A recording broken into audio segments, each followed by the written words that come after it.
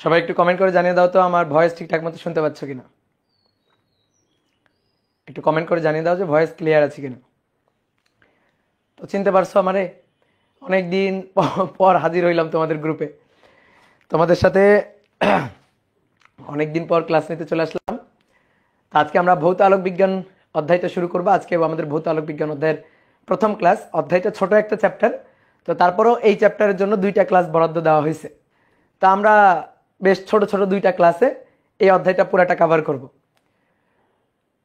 আর তোমাদের হচ্ছে আমার সাথে আরো একটা অধ্যায়ের ক্লাস এক্সট্রা আছে, যেটা হচ্ছে তোমাদের অপার ভাইয়া ছিল, সেটা আমাকে দেওয়া হয়েছিল।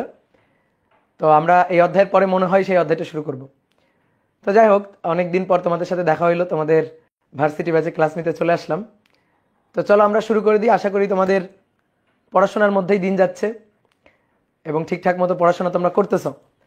তো চলো আমরা শুরু করি। দেখো, ভৌত আলোক বিজ্ঞান এই চ্যাপ্টারে 3টা মেজর টপিক আছে। একটা হচ্ছে ব্যতিচার, একটা হচ্ছে অপবর্তন এবং আরেকটা হচ্ছে সমাবর্তন। এই 3টা মেজর টপিক আছে। এবং প্রথমে তড়িৎচুম্বকীয় তরঙ্গ রিলেটেড কিছু সূত্র আছে, তরঙ্গের সমীকরণ, তড়িৎচুম্বকীয় তরঙ্গের সমীকরণ, তারপরে তড়িৎ ক্ষেত্র চৌম্বক ক্ষেত্রের সম্পর্ক, এই রিলেটেড কিছু ছোট ছোট সূত্র আছে। বিশেষ করে অ্যাডমিশনের জন্য এই সূত্রগুলো খুবই গুরুত্বপূর্ণ। তোমাদের মানে ডিইউ বা অন্যান্য ইউনিভার্সিটিতে এমসিকিউ এর জন্য এই প্রথম অংশের সূত্রগুলো কিন্তু দরকার, কারণ এখান থেকে ছোট ছোট এমসিকিউ টাইপ কোশ্চেন হইতে পারে। সেই জিনিসটা আমাদের একটু দেখতে হবে। তো আমরা ওখান থেকেই আমরা শুরু করব। তাহলে একটু হেডিংটা লিখে নাও। আমরা প্রথমে একটু এসএইচএম ইকুয়েশন, এসএইচএম অর্থাৎ সরল ছন্দিত স্পন্দন, সরল ছন্দিত স্পন্দন, এটার সাথে তরঙ্গের একটু পার্থক্য বুঝবো আগে। প্রথমে দেখো, আমরা ফার্স্ট পার্টে সরল ছন্দিত স্পন্দন পড়ি। 8 নম্বর চ্যাপ্টারে সরল ছন্দিত স্পন্দন নিয়ে আলোচনা করা হয়। সরল ছন্দিত স্পন্দন বা এসএইচএম পার্টিকেল কি? ধরো একটা স্প্রিং থেকে, একটা দৃঢ় অবলম্বনে একটা স্প্রিংকে ঝুলানোর পরে সেই স্প্রিং থেকে কোনো একটা বস্তু ঝুলানো আছে। এই অবস্থা হচ্ছে শিথিল অবস্থা। এই যে ভার ঝুলানোর পরে একটু প্রসারিত হয়ে এই অবস্থায় থামছে। এইবার আমি যদি এই বস্তুটাকে একটু নিচের দিকে টান দিয়ে ছেড়ে দিই, তাহলে এইভাবে স্পন্দিত হতে থাকবে, অসিলেট করতে থাকবে। এইটা হচ্ছে সাম্যরেখা, মিন পয়েন্ট। তার একবার উপরে একবার নিচে, একবার উপরে একবার নিচে, এইভাবে দুলতে থাকবে। সংকুচিত হয়ে, যখন সংকুচিত হবে, সংকুচিত হয়ে এই পয়েন্টে গিয়ে পৌঁছাবে।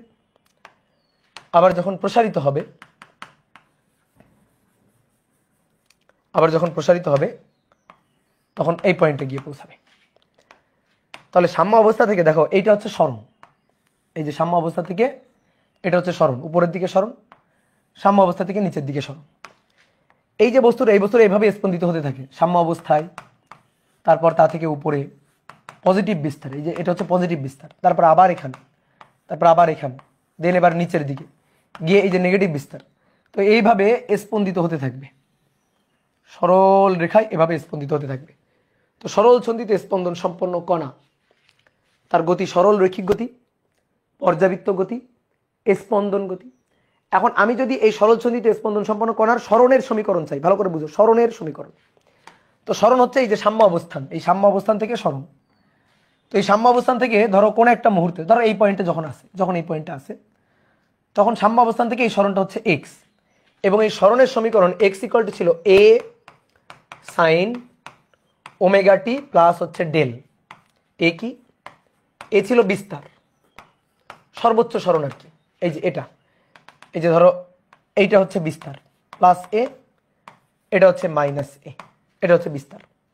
তারপরে ওমেগা, ওমেগা হচ্ছে কৌণিক কম্পাঙ্ক, omega equal to 2 pi F. এই যে এফ হচ্ছে ফ্রিকোয়েন্সি, অর্থাৎ একক সময়ে কতবার পূর্ণ স্পন্দন দেয়, পূর্ণ দোলন দেয়, তো সেটা হচ্ছে এফ।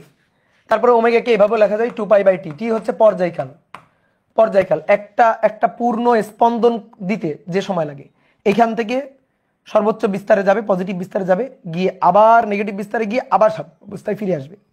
অর্থাৎ একটা পূর্ণ স্পন্দন দিতে যে সময় লাগে সেটা হচ্ছে পর্যায়কাল টি। আর ডেল ছিল হচ্ছে আদি দশা, অর্থাৎ টি ইকুয়াল টু 0 সময়ে কোণ, টি ইকুয়াল টু 0 সময় অ্যাঙ্গেল, ঠিক আছে, যে কত কৌণিক অবস্থা নিয়ে যাত্রা শুরু করছে সেটা হচ্ছে আদি দশা। আর ওমেগা টি প্লাস ডেল এটা ছিল হচ্ছে পুরো যে কোনো মুহূর্তের দশা, যে কোনো মুহূর্তের দশা হচ্ছে এটা। এই যে ওমেগা টি প্লাস ডেল এই পুরোটা হচ্ছে যে কোনো মুহূর্তের দশা। সাইনের পরে যা থাকবে সাইন থেটা ওই অ্যাঙ্গেলটাই হচ্ছে দশা। তো তার মধ্যে ডেলটা হচ্ছে আদি দশা, আর ওমেগা টি প্লাস ডেল এই পুরোটা হচ্ছে যে কোনো মুহূর্তের দশা, যে কোনো মুহূর্তের দশা, ঠিক আছে। আমরা এই জায়গার এই এক্সটাকে আমরা কিন্তু ওয়াই দিয়েও লিখতে পারি। ওয়াই কেন ওয়াই দিয়ে লিখতে পারি? দেখো এইভাবে যদি স্পন্দিত হতে থাকে, এটা ওয়াই অক্ষ বরাবর স্পন্দন না, ওয়াই অক্ষ বরাবর। তো এই কারণে এই সরণটাকে আমরা ওয়াই দিয়েও লিখতে পারি, এক্স দিয়েও লিখতে পারি, ওয়াই দিয়েও লিখতে পারি। সরণ একটা, সো কোনো মাথা ব্যথা নেই। সরল ছন্দিতে স্পন্দন সম্পন্ন করা, এই কণাটা স্পন্দন হতে হতে কি সামনের দিকে যায়? নো, এ কিন্তু সামনের দিকে যায় না, জায়গায় দাঁড়িয়ে সরল রৈখিকভাবে স্পন্দিত হতে থাকে।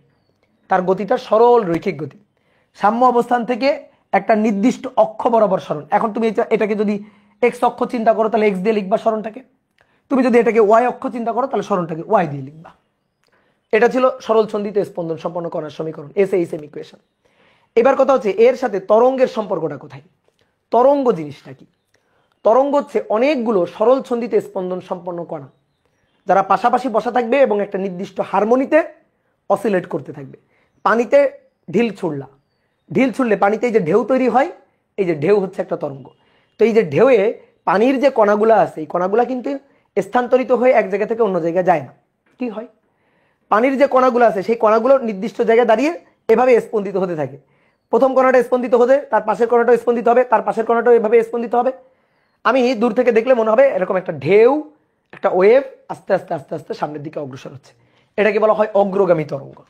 তো একটু অগ্রগামী তরঙ্গের সমীকরণটা একটু দেখি। অগ্রগামী তরঙ্গ, অগ্রগামী তরঙ্গ এবং তরঙ্গের সমীকরণ। তরঙ্গ অনেকভাবে তৈরি করা যেতে পারে, আমি দু একটা উদাহরণ এখানে দিচ্ছি। মনে করো তুমি একটা দড়িকে এভাবে গাছের সাথে বাঁধছো, বাঁধার পরে এইবার দড়ির এই প্রান্ত ধরে এভাবে স্পন্দিত করতে থাকো, এভাবে স্পন্দিত করতে থাকো, দেখবা দড়িতে ঢেউ তৈরি হবে, দড়িতে এরকম ঢেউ তৈরি হবে। এই তাহলে দড়িতে এরকম তরঙ্গ তৈরি হবে। তো দড়ির যে কণাগুলা, ধরো এই একটা কণা, এই একটা কণা, এই একটা কণা, এই দড়িতে যে কণাগুলা ছিল এই কণাগুলা কিন্তু দৌড়ায় সামনে যাচ্ছে না। তাহলে এই কণাগুলা কি করতেছে? এই কণাগুলো এভাবে স্পন্দিত হচ্ছে, উপরে নিচ এভাবে জায়গায় দাঁড়িয়ে কিন্তু এভাবে সরল রৈখিকভাবে সরল ছন্দিতে স্পন্দন সম্পন্ন কণার মতো স্পন্দিত হচ্ছে। তাহলে এই যে প্রত্যেকটা কণাই হচ্ছে এক একটা সরল ছন্দিতে স্পন্দন সম্পন্ন কণা। একটা বেশ সুন্দর উদাহরণ আছে, সেটা হচ্ছে মানব ঢেউ। দেখবা বিজয় দিবস, স্বাধীনতা দিবসে স্কুল বা মনে করো যে কিন্ডারগার্টেনের বাচ্চারা ওরা হচ্ছে এই যে মানব ঢেউ তৈরি করে। একজনের কাঁধে আরেকজন এভাবে কাঁধে হাত দিয়ে দাঁড়ায় থাকে, পাশাপাশি দাঁড়ায় থাকে। টিচার বাঁশি দেয়, বাঁশি দিলে কি হয়? এক প্রান্ত থেকে উঠবস করা শুরু করে, আর এক প্রান্ত থেকে একটা নির্দিষ্ট হারমোনিতে উঠবস করা শুরু করলে মনে হয় যেন একটা ওয়েভ আস্তে আস্তে সামনের দিকে অগ্রসর হচ্ছে। তা আমি ধরো এরকম একটা ওয়েভ যদি এখানে আঁকি, এরকম একটা ওয়েভ ধরো এখানে কোনো মতে আঁকার ট্রাই করলাম, ধরো একটা মানব ঢেউ,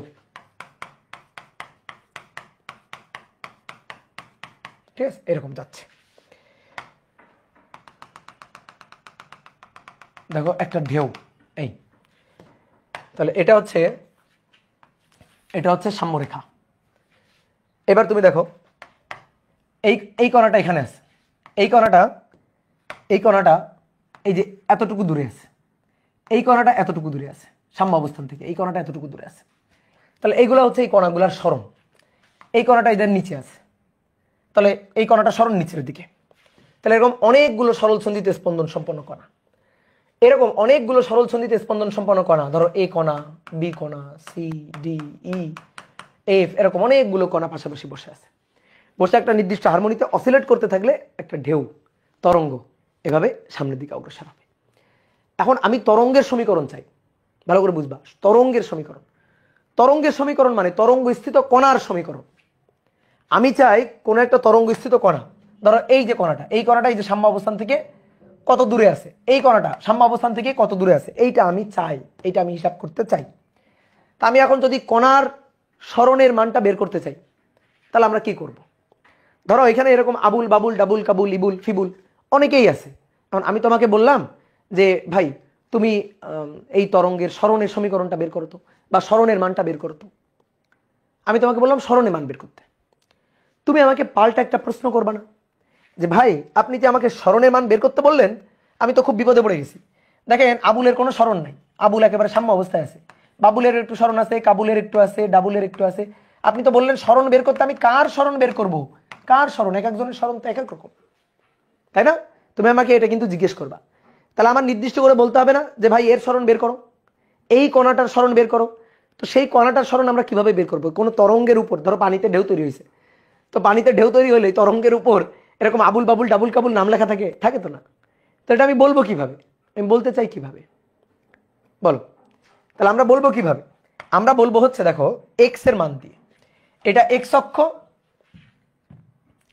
এটা এক্স অক্ষ, এটা ওয়াই অক্ষ। তা আমি ধরো বললাম ডাবুলের সরণের সমীকরণ বের করো। ডাবুলের, তো ডাবুল কত দূরে? এই যে এত দূরে।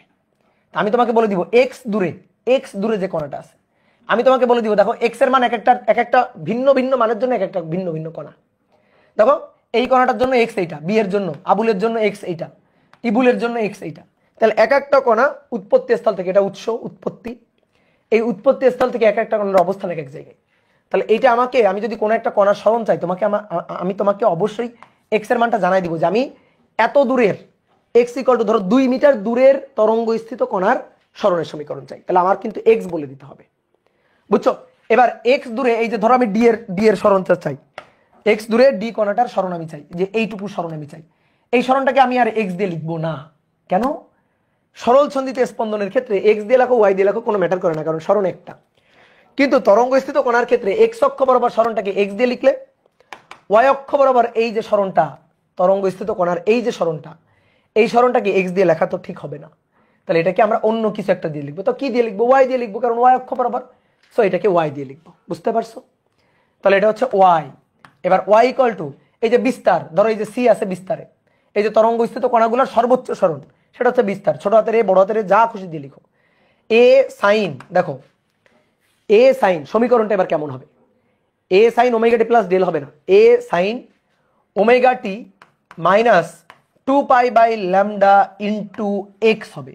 অথবা এটাকে অনেক ফরম্যাটে লেখা যায়, এই ফরম্যাটেও কেউ কেউ লেখে 2 pi by lambda VT minus x হবে। দেখো দুইটা সরণ লাগবে, একটা ওয়াই আর একটা এক্স। তাহলে ওয়াই হচ্ছে এই সরণটা, আর এক্স হচ্ছে তরঙ্গ স্থিত কণাটা কত দূরে সেই সরণটা। তাহলে তরঙ্গের যে সরণের সমীকরণ, সেটা কিন্তু দুইটা সরণ উপস্থিত থাকবে, একটা এক্স আর একটা ওয়াই। তাহলে আমি এক্স এর মান বলে দিব তোমাকে, আমি তোমাকে এক্স এর মান বলে দিব যে এত দূরে কণার সরণ বের করো। এবার কথা হচ্ছে, এবারও আর একটা সমস্যা আছে, তোমাকে শুধুমাত্র এক্স এর মান বলে দিলেই চলবে না। ধরো আমি তোমাকে বললাম এই যাও ডাবুলের সরণ বের করো। এখন এরা মানব ঢেউ তৈরি করছে, ঠিক আছে? এরা বাচ্চারা দাঁড়ানো আছে, তারা কি করতেছে? উঠতেছে বসতেছে, উঠতেছে বসতেছে। তুমি কি করলা? ডাবুলের কাছে গেলা, গিয়ে আমি তোমাকে বলছি ডাবুলের সরণ বের করতে, অর্থাৎ আমি তোমাকে কার মান বলে দিচ্ছি বলো তো? এক্স এর মানটা বলে দিচ্ছি। আমি বলছি এত দূরে যে কণাটা আছে তার সরণ বের করে নিয়ে আসো। ওকে, তুমি ডাবলের কাছে গেলা যে আমি ডাবলের সরণ বের করবো। এইবার তুমি ডাবলকে কেমন দেখলা বলো তো? ডাবলকে দেখলা ডাবল উঠতেছে বসতেছে, উঠতেছে বসতেছে, উঠতেছে বসতেছে। তুমি আবার আমার কাছে ফেরত আসবা, ফেরত এসে জিজ্ঞেস করো ভাই আপনি তো আমাকে ডাবলের সরণ বের করতে বলছিলেন, তো ডাবল তো উঠতেছে বসতেছে, উঠতেছে বসতেছে, উঠতেছে বসতেছে, তা আমি ডাবলের কখন সরণ বের করব? এইবার আমি তোমাকে কিন্তু একটা টাইম বলে দিব যে তুমি 2 সেকেন্ড পর ডাবলের সরণ বের করো। টাইম বলে না দিলে কিন্তু তুমি দেখবা খালি উঠতেছে বসতেছে। একটা নির্দিষ্ট সময় যদি উল্লেখ করে না দিই, একটা নির্দিষ্ট সময় যদি উল্লেখ করে না দিই, তাহলে কিন্তু তুমি ডাবলের সরণটা বের করতে পারবে না। তাহলে তরঙ্গ স্থিত কণার সরণটা ডিপেন্ড করে দুইটা ফাংশনে, দুইটা চলকের উপর। তরঙ্গের সরণ দুইটা চলকের ফাংশন, একটা হচ্ছে এক্স, একটা হচ্ছে এক্স আর একটা হচ্ছে টি। দেখো আর সবাই কনস্ট্যান্ট। এই ভি হচ্ছে তরঙ্গ বেগ, তরঙ্গ কত বেগে অগ্রসর হচ্ছে। ল্যামডা হচ্ছে তরঙ্গ দৈর্ঘ্য, এটা হচ্ছে তরঙ্গ দৈর্ঘ্য, এই যে এইটুকু হচ্ছে তরঙ্গ দৈর্ঘ্য ল্যামডা, ঠিক আছে? তরঙ্গ বেগ ভি। তারপরে এ কি? তরঙ্গের বিস্তার, এই যে এটা হচ্ছে বিস্তার, তরঙ্গের বিস্তার এ। এবার আমি ধরো এই কণাটা সরণ চাই, এই কণাটা সরণ চাই, তাহলে এই কণাটার এই সরণটা হচ্ছে ওয়াই। এবার কখন চাই? টি সময় পরে চাই, তাহলে আমি ওয়াই চাই কখন? টি সময় পরে। এই কণাটা কত দূরে? এক্স দূরে। এই যে এক্স আমাকে বলে দিতে হবে। তাহলে আমি এই যে এক্স এর মানটা বলে দিব, আমি এক্স এর মানটা বলে দিব, ঠিক আছে, আর বলে দিব কখন, অর্থাৎ টি সময়টা বলে দিব, দিয়ে আমি তোমাকে বলবো নাও এবার ওয়াই এর মানটা বের করো। ঠিক আছে, তাহলে সরল সন্ধিতে স্পন্দন সম্পন্ন করা একটি চলকের ফাংশন, এই যে মূল জিনিস। আসো এই সরণ ওয়াই দিয়ে লিখো বা এক্স দিয়ে লিখো, যা দিয়ে লিখো না কেন, এটা হচ্ছে একটা চলকের ফাংশন, একটা চলক টি। টি বলে দিলে তুমি সরণ বের করতে পারবা। এখানে কিন্তু আমি বলবো না, কারণ এখানে তো কণা একটাই, এখানে আমি বলবো এই কণাটা সরণ বের করো, এই কণাটা এক্স দূরে, কণাটা এক্স দূরে তো নাই, এখানে তো একটাই কণা। তাহলে এই যে সরণের সমীকরণটা, সরল সন্ধিতে স্পন্দন সম্পন্ন কণা সরণের সমীকরণ, একটি চলকের ফাংশন, একটি চলকের ফাংশন। ঠিক আছে, এটা হচ্ছে এক্স অফ টি, টি এর ফাংশন। ঠিক আছে, অথবা ওয়াই অফ টি, অথবা ওয়াই অফ টি, একটা চলকের ফাংশন। টি জানলে এক্স জানা যাবে বা ওয়াই জানা যাবে। ঠিক আছে, কিন্তু এই ক্ষেত্রে এই ওয়াই দুইটি চলকের ফাংশন, দুইটি চলকের ফাংশন। এই ওয়াই হচ্ছে, এই ওয়াইটা হচ্ছে এক্স কমা টি, অর্থাৎ এক্স এর মান জানতে হবে এবং টি এর মান জানতে হবে। এক্স এর মান জানতে হবে, টি এর মান জানতে হবে, এই দুইটা জিনিস জানতে হবে। তাহলে কিন্তু তুমি তরঙ্গ স্থিত কোনো একটা কণার সরণের মানটা বের করতে পারবা। এবার আসো, এই যে তরঙ্গ আমরা চিন্তাম না বলে তরঙ্গটা আলোচনা করে নিলাম। তড়িৎ চুম্বক তরঙ্গ, তড়িৎ চুম্বকীয় তরঙ্গ। দেখো খুব কম পড়ায় বেশি মার্ক পাইতে হবে। তড়িৎ চুম্বকীয় তরঙ্গ, আলো হচ্ছে একটা তড়িৎ চুম্বকীয় তরঙ্গ। আলো, আলোর দুইটা ফিল্ড থাকবে, একটা ইলেকট্রিক ফিল্ড আর একটা হচ্ছে ম্যাগনেটিক ফিল্ড। কোনো উৎস থেকে যখন আলো নির্গত হয় তখন আলো তরঙ্গ আকারে নির্গত হয়। হাইগেন্সের তরঙ্গ তত্ত্ব, আলো কি আকারে নির্গত হয়? তরঙ্গ আকারে নির্গত হয়। তরঙ্গ ঢেউ, কেমন তরঙ্গ? আর তরঙ্গ নাকি লম্বিক তরঙ্গ? আলো, আলো হচ্ছে আর তরঙ্গ। কোন একটা উৎস থেকে ধরো আলোক তরঙ্গ আসতেছে, তাহলে আলো হচ্ছে একটা আর তরঙ্গ। আলোর দুইটা ওয়েভ থাকবে, এই যে ধরো এই একটা,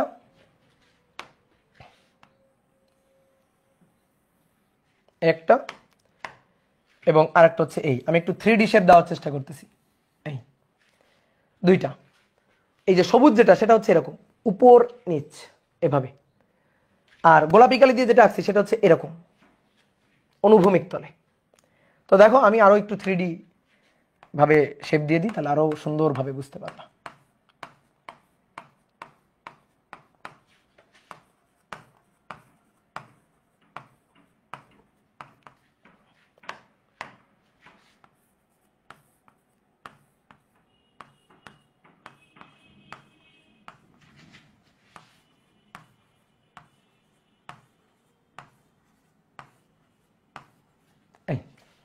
এবার কি একটু বোঝা যাচ্ছে? এবার বোঝা যাচ্ছে? তাহলে দুইটা ফিল্ড থাকবে। ধরো এই যে এটাকে আমরা বললাম ইলেকট্রিক ফিল্ড, এটাকে আমরা বললাম ইলেকট্রিক ফিল্ড, আর এই যেটা আছে এটাকে আমরা বললাম ম্যাগনেটিক ফিল্ড। তো ম্যাগনেটিক ফিল্ডকে বি ফিল্ড বলতে পারো, কারণ চৌম্বক ক্ষেত্রকে আমরা বি দিয়ে প্রকাশ করব। ম্যাগনেটিক ফিল্ড, এই যে দুইটা ফিল্ড থাকবে। তাহলে দেখো দুইটা ওয়েভ, একটা ইলেকট্রিক ফিল্ডের ওয়েভ আর একটা ম্যাগনেটিক ফিল্ডের ওয়েভ। আলো হচ্ছে এই দুইটারই সমষ্টি। কোনো উৎস থেকে ধরো আলো নির্গত হচ্ছে, আলো হচ্ছে এরকম দুইটা তরঙ্গ, তড়িৎ চুম্বকীয় তরঙ্গ। তার একটা তড়িৎ ক্ষেত্র, তড়িৎ ওয়েভ থাকবে, আর একটা চৌম্বক ক্ষেত্র বা চৌম্বকের একটা ওয়েভ থাকবে। তো যেটা পিক ভ্যালু বা সর্বোচ্চ মান, যেটা পিক ভ্যালু, তো সে সর্বোচ্চ মান ইলেকট্রিক ফিল্ডের এই যে সর্বোচ্চ মান, ইলেকট্রিক ফিল্ডের এই যে সর্বোচ্চ মান, এই সর্বোচ্চ মানটাকে আমরা বলবো হচ্ছে ই নট, ই নট। আর এই যে চৌম্বক ক্ষেত্র ম্যাগনেটিক ফিল্ড, তার যে সর্বোচ্চ মান, এই যে তার যে পিক ভ্যালু, এটাকে আমরা বলবো হচ্ছে বি নট। পিক ভ্যালু মানে কি? বিস্তার। তো তুমি একটু আগে তরঙ্গের যে সরণের সমীকরণ লিখলে, এখানে বিস্তার কত ছিল? বিস্তার ছিল এ।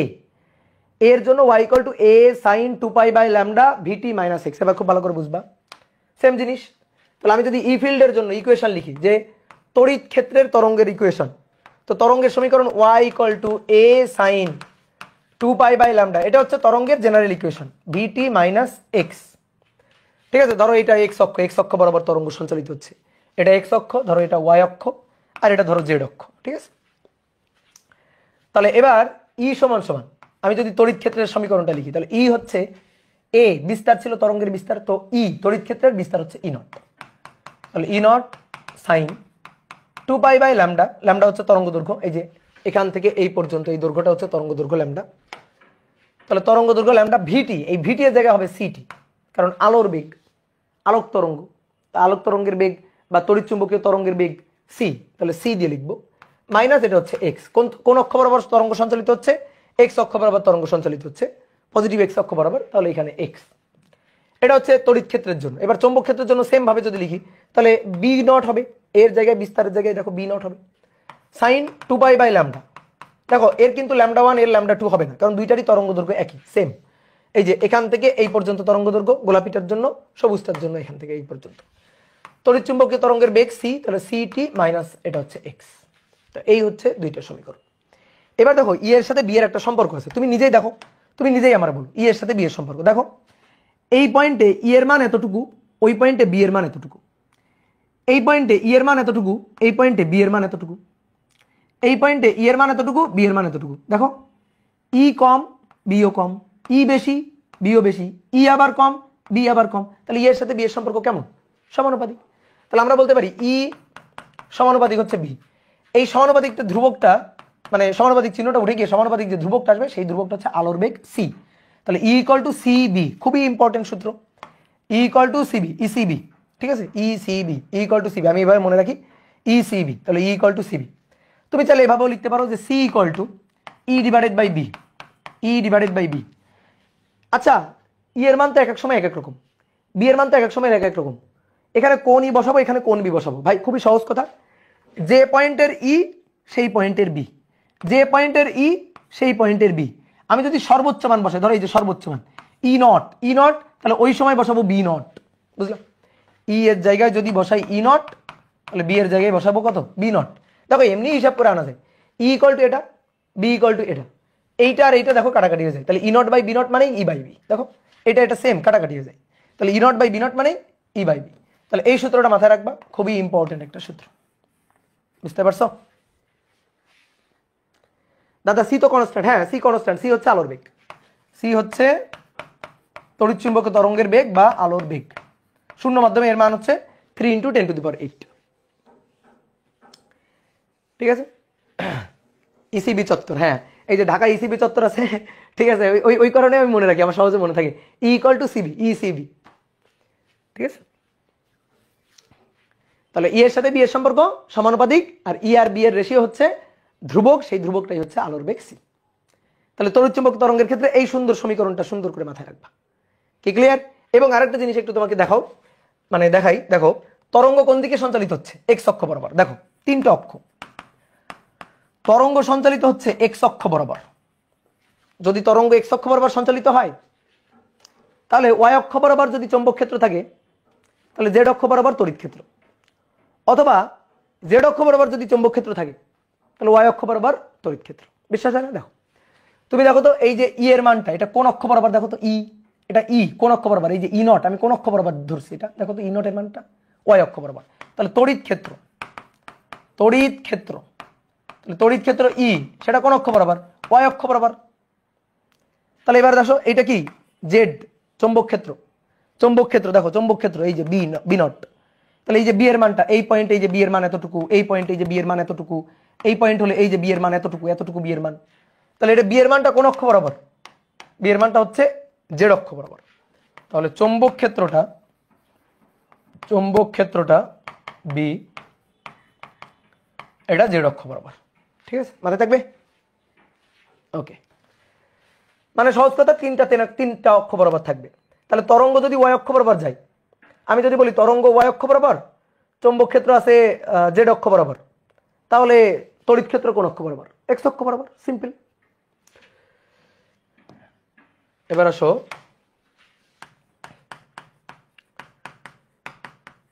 আলোর বেগ। দেখো দুইটা জিনিস, একটা হচ্ছে চৌম্বক প্রবেশ্যতা, চৌম্বক প্রবেশ্যতা, এই চৌম্বক প্রবেশ্যতাকে মিউ দিয়ে লেখা হয়, মিউ। এখন কোন মাধ্যমের চৌম্বক প্রবেশ্যতা হচ্ছে এটা, কোন মাধ্যমের, কোন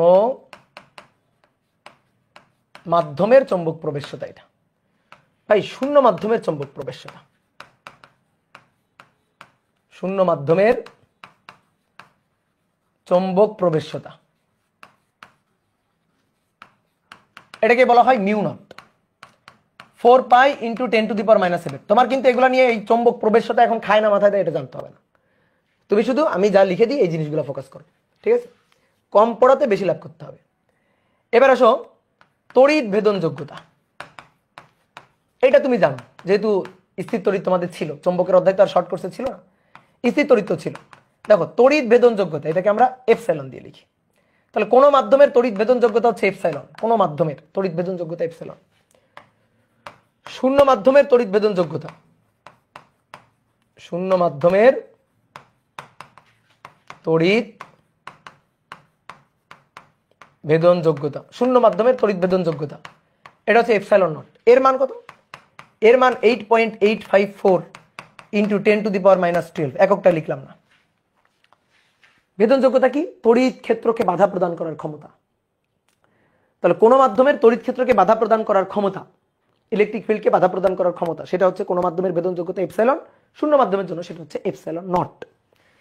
এইবার দেখো আপেক্ষিক ভেদন যোগ্যতা, আপেক্ষিক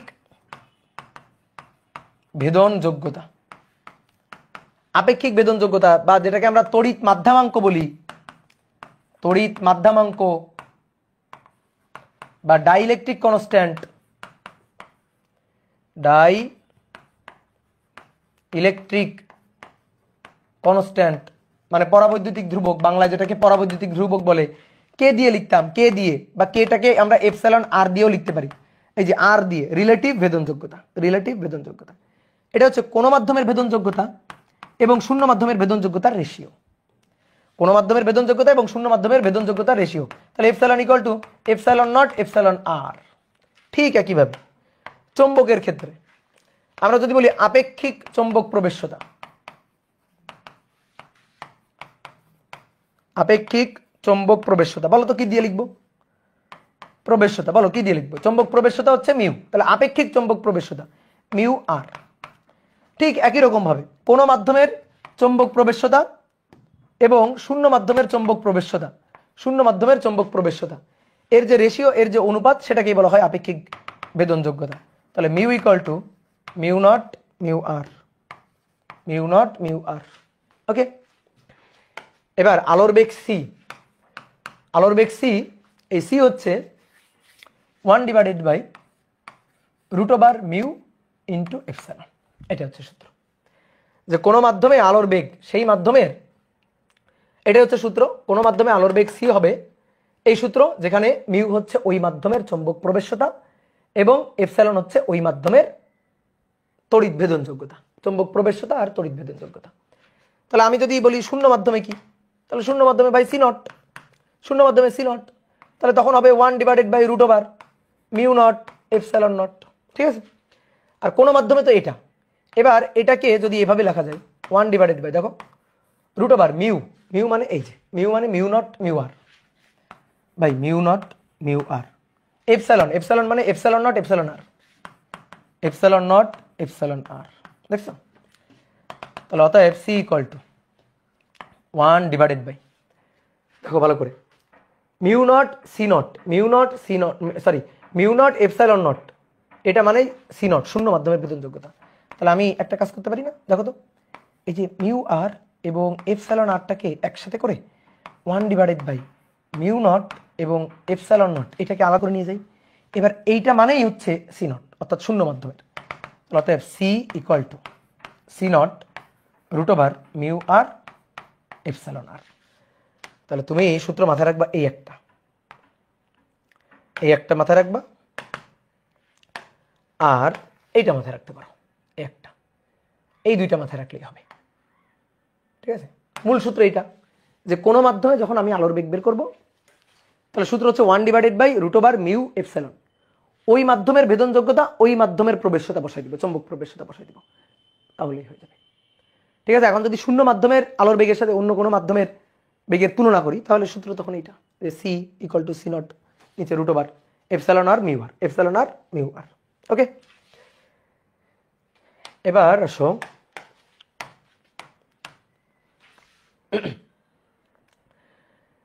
দশা পার্থক্য ও পথ পার্থক্য সম্পর্ক, দশা পার্থক্য, পথ পার্থক্য সম্পর্ক।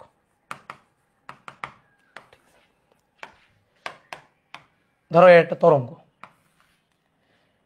এই যে একটা তরঙ্গ যাচ্ছে এখান থেকে এই পর্যন্ত, এই দৈর্ঘ্যটাই তো তরঙ্গ দৈর্ঘ্য, এই পর্যন্ত দৈর্ঘ্য, এটাই তো তরঙ্গ দৈর্ঘ্য ল্যামডা। আর এখান থেকে এই পর্যন্ত দশা পার্থক্য, দশার পার্থক্য, ফেজ ডিফারেন্স, এখান থেকে এই পর্যন্ত হচ্ছে পাই, এই পর্যন্ত কত 2 পাই, বোঝো তো এগুলা। এই যে ধরো একটা বৃত্তাকার পথে যদি ঘুরতে হয় তাহলে এখান থেকে এই পর্যন্ত গেলে এটা হচ্ছে পাই 90 ডিগ্রি, দেখো এই যে এখান থেকে এই পর্যন্ত যাওয়া π/2 90 ডিগ্রি। তারপরে যদি এখান থেকে ঘুরে এখানে আসা হয় তার মানে এখানে এটা পাই, তারপরে এখান থেকে ঘুরে এখানে যাওয়া মানে এইখানে যাওয়া, এখানে যাওয়া, এখানে যাওয়া, তাহলে এটা হচ্ছে 3π/2। তারপর এখান থেকে এখানে যাওয়া এই এটা হচ্ছে 2 পাই, বুঝলা। তাহলে পথ পার্থক্য ল্যামডা, পথ পার্থক্য ল্যামডা, পথের পার্থক্য এই কণাটা আর এই কণাটার পথের পার্থক্য কত, এই কণাটার পথের পার্থক্য, কণাটার পথের পার্থক্য ল্যামডা, আর দশার পার্থক্য এই পর্যন্ত, দশার পার্থক্য, দশা পার্থক্য এটা হচ্ছে 2 পাই। তাহলে আমি এখন যদি বলি ধরো এই একটা কণা আর এই একটা কণা, এই দুইটা কণার পথের পার্থক্য ধরো ডেল এক্স, ডেল এক্স পথের পার্থক্য, এই কণাটা থেকে এই কণাটা কত দূরে, ডেল এক্স দূরে, তাহলে ডেল এক্স পথ পার্থক্যে দশা পার্থক্য কত হবে, তাহলে ডেল এক্স পথ পার্থক্যে দশা পার্থক্য ডেল ডেল এটা কত হবে, এটা আমরা বের করতে চাই ভাই, এটা ঐকিক নিয়ম, এটা ঐকিক নিয়ম, ল্যামডা পথ পার্থক্যে দশা পার্থক্য 2 পাই, তাহলে অতএব একক পথ পার্থক্যে দশা পার্থক্য 2 পাই বাই ল্যামডা, তাহলে অতএব ডেল এক্স পথ পার্থক্যে দশা পার্থক্য 2 pi by lambda into del X, তাহলে দশা পার্থক্য del del 2 pi by lambda into del X, del del 2 pi by lambda into del X. Okay, এবার আরেকটা জিনিস খুবই ইম্পর্টেন্ট একটা সূত্র, ধরো প্রতিসরণের একটা উদাহরণ দিয়ে বুঝাই। ধরো আলোর প্রতিসরণ, দুই মাধ্যমের বিভেদ তলে এটা হচ্ছে অভিলম্ব, আলোক রশ্মি গিয়ে আপতিত হইল, আলোক রশ্মি আপতিত হইল, দেখো প্রতিসরিত না মানে যদি না বেঁকে যাইতো তাহলে এই বরাবর যাইতো, কিন্তু প্রতিসরিত হয়ে আলোক রশ্মি প্রতিসরণের পরে বেঁকে যাবে, আলোক রশ্মি প্রতিসরণের পরে বেঁকে যাবে, এই কোণটা আই, এই কোণটা আর, তাহলে এটা আপতন কোণ, এটা প্রতিসরণ কোণ, এটা আপতন কোণ, এটা প্রতিসরণ কোণ। এখন এটা ধরো 1 নং মাধ্যম, এটা 2 নং মাধ্যম, আমি যদি প্রতিসরণের সূত্র লিখি যে 1μ2 প্রথম মাধ্যম সাপেক্ষে দ্বিতীয় মাধ্যমের প্রতিসরাঙ্কের সূত্র 1μ2 সাইন আই, প্রতিসরণের সূত্র এই যে আপতন কোণে সাইন, প্রতিসরণ কোণে সাইনের অনুপাত, তাহলে sine I divided by sine R, বুঝছো, এটা হচ্ছে প্রতিসরণ। আলোক রশ্মি যখন এক মাধ্যম থেকে অন্য মাধ্যমে যায়, আলোক রশ্মি দেখো এটা 9 10-এ পড়ার কথাও কিন্তু পড়ো নাই, আচ্ছা আমি আরেকবার বুঝাই দিচ্ছি, এটা আপতিত রশ্মি, আলোক রশ্মি এসে আপতিত হলো, আপতিত হওয়ার পরে যখন প্রথম মাধ্যম থেকে দ্বিতীয় মাধ্যমে যাবে তখন মাধ্যম যখন চেঞ্জ হয় তখন আলোক রশ্মি বেঁকে যায়, বেঁকে অবিলম্বের দিকে সরে যায়, তো অবিলম্বের দিকে সরে গেল, অবিলম্বের সাথে এটা হচ্ছে প্রতিসরিত রশ্মি, এই রশ্মিটার নাম প্রতিসরিত রশ্মি, বুঝছো, প্রতিসরিত রশ্মি, আর এই রশ্মিটার নাম আপতিত রশ্মি, আপতিত রশ্মি।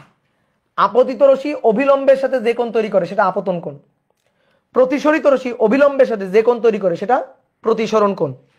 তো আলোক রশ্মি যখন এক মাধ্যম থেকে অন্য মাধ্যমে গমন করে তখন এই দুইটা মাধ্যমের জন্য, এক জোড়া মাধ্যমের জন্য এবং একটা নির্দিষ্ট বর্ণের আলোর জন্য আপতন কোণের সাইন এবং প্রতিসরণ কোণের সাইন, আপতন কোণের সাইন প্রতিসরণ কোণের সাইনের অনুপাত একটা ধ্রুব সংখ্যা থাকে, এই ধ্রুব সংখ্যাটাকেই বলা হয় প্রথম মাধ্যম সাপেক্ষে দ্বিতীয় মাধ্যমের প্রতিসরাঙ্ক, প্রথম মাধ্যম সাপেক্ষে দ্বিতীয় মাধ্যমের প্রতিসরাঙ্ক।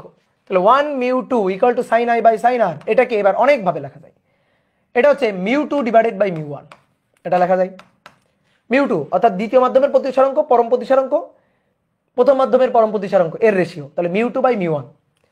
তারপরে c1 আলোর বেগ c1 বাই c2, আর c ইকুয়াল টু কি f ল্যামডা না, তাহলে f lambda 1 f lambda 2, f change হবে না, কারণ এই যে কালারটা আলোর কালার এটা যদি লাল বর্ণের হয় প্রতিসরণের পরও লাল বর্ণ থাকবে, বর্ণ যদি একই থাকে তাহলে f সেম, বর্ণ আলোর কালার যদি একই থাকে তাহলে f সেম থাকবে, ঠিক আছে। তাহলে মাধ্যম চেঞ্জ হয়ে যাচ্ছে, এই মাধ্যমে আলোর বেগ c1, এই মাধ্যমে আলোর বেগ c2, তাহলে মাধ্যম চেঞ্জ হয়ে যাচ্ছে, ফলে তরঙ্গ দৈর্ঘ্য চেঞ্জ হয়ে যাবে, তাহলে f সেম থাকবে, তাহলে f কাটাকাটি, তাহলে lambda 1 divided by lambda 2, lambda 1 divided by lambda 2। এবার আরেকটা জিনিস এখানেই লিখে দিই, আরেকটা জিনিস সেটা হচ্ছে অতিক্রান্ত দূরত্ব দিয়ে আমরা লিখতে চাই, অতিক্রান্ত দূরত্বের হিসাবে আমরা লিখতে চাই।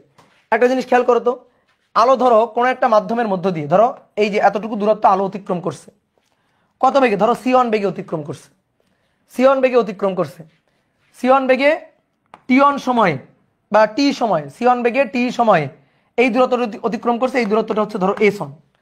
তাহলে আমি যদি ওই একই সময় একই সময়ে অন্য কোনো মাধ্যমের মধ্য দিয়ে এই আলোটাকে নিয়ে যাই, তাহলে সেই ক্ষেত্রে আলোর অন্য কোনো মাধ্যমে আলোর বেগ হয়ে যাবে c2, তখন অতিক্রান্ত দূরত্ব হয়ে যাবে s2, সময় একই। তাহলে আমি কি বললাম, যে তুমি একটা আলোক রশ্মিকে কোনো একটা মাধ্যমের মধ্য দিয়ে পাস করো, কতক্ষণ সময় ধরে, টি সময় ধরে পাস করো, তাহলে টি সময়ে সে যে দূরত্ব অতিক্রম, মানে টি সময়ে সে যে দূরত্ব অতিক্রম করবে সেটা s1, এবার মাধ্যম চেঞ্জ করে দিচ্ছ, তো মাধ্যম চেঞ্জ করে দিলে বেগ আলাদা হবে, তাই কিনা, বেগ আলাদা হবে কিনা, তো বেগ আলাদা হলে সেই বেগটা কত c2, তাহলে c2 বেগ নিয়ে যাচ্ছে কত s2 দূরত্ব। তাহলে আমরা কি জানি s ইকুয়াল টু vt জানি না, s equal to vt, s equal to vt, তাহলে s equal to ct, s equal to ct। এবার একটু তাকাও বোর্ডে দেখো, সময় একই সময়, তোমাকে আমি বললাম যে 10 মিনিট তুমি একবারে ফাঁকা রাস্তায় দৌড় দিয়ে চলে আসো, একটা ফাঁকা রাস্তায়। এবার তোমাকে আমি বললাম 10 মিনিট তুমি মনে করো বন্যা হয়ে ধরো রাস্তায় পানি জমে গেছে, এর মধ্য দিয়ে 10 মিনিট দৌড়াবা, তুমি বলো তো সেম সময়, দুইটা ক্ষেত্রে সময় সেম, তুমি কি একই বেগে যাইতে পারবা, বলো আমার, বেগ কি একই হবে, ইয়েস অর নো, বেগ একই হবে না, তাহলে বেগ আলাদা, তাহলে মাধ্যম আলাদা, একটা পানি মাধ্যম আর একটা শুকনা মাধ্যম, তাহলে পানি মাধ্যমে বেগ, শুকনা মাধ্যমে বেগ ভিন্ন, তাহলে সময় একই যদি বেগ ভিন্ন হয়, এবার বলো তোমার অতিক্রান্ত দূরত্ব কি সেম হবে, বলো তুমি দেখে বলো, সময় একই 10 মিনিট সময়, তুমি একটা মাধ্যমে গেছো হচ্ছে 10 মিটার পার সেকেন্ড বেগে, আর একটা মাধ্যমে গেছো হচ্ছে 2 মিটার পার সেকেন্ড বেগে, তাহলে তোমার অতিক্রান্ত দূরত্ব কি সেম হবে, সম্ভব এটা না, তাহলে এটা হচ্ছে s1 আর এটা হচ্ছে s2, কি কথা বুঝছো। তাহলে আমি এই যে c1 এর জায়গায় দেখো, c1 হচ্ছে s1 বাই টি, কেউ লিখবা না, s1 by T, R c2 হচ্ছে s2 by T, s2 by T, টি তো কাটাকাটি, তো ভাই টি কাটাকাটি গেলে কি হয়, s1 বাই s2। এইটা হচ্ছে একটা খুব ইম্পর্টেন্ট সূত্র, এটা একেবারে মুখস্থ করে নেবা, কোটি টাকা দামের সূত্র, 1 μ2 μ1 by sin i by sin r, μ2 by μ1, c1 by c2, lambda 1 by lambda 2 এবং s1 বাই s2। তাহলে এইটা হচ্ছে কোটি টাকা দামের সূত্র, এই সূত্রের দাম কত, কোটি টাকা, কোটি টাকা দামের সূত্র, ঠিক আছে।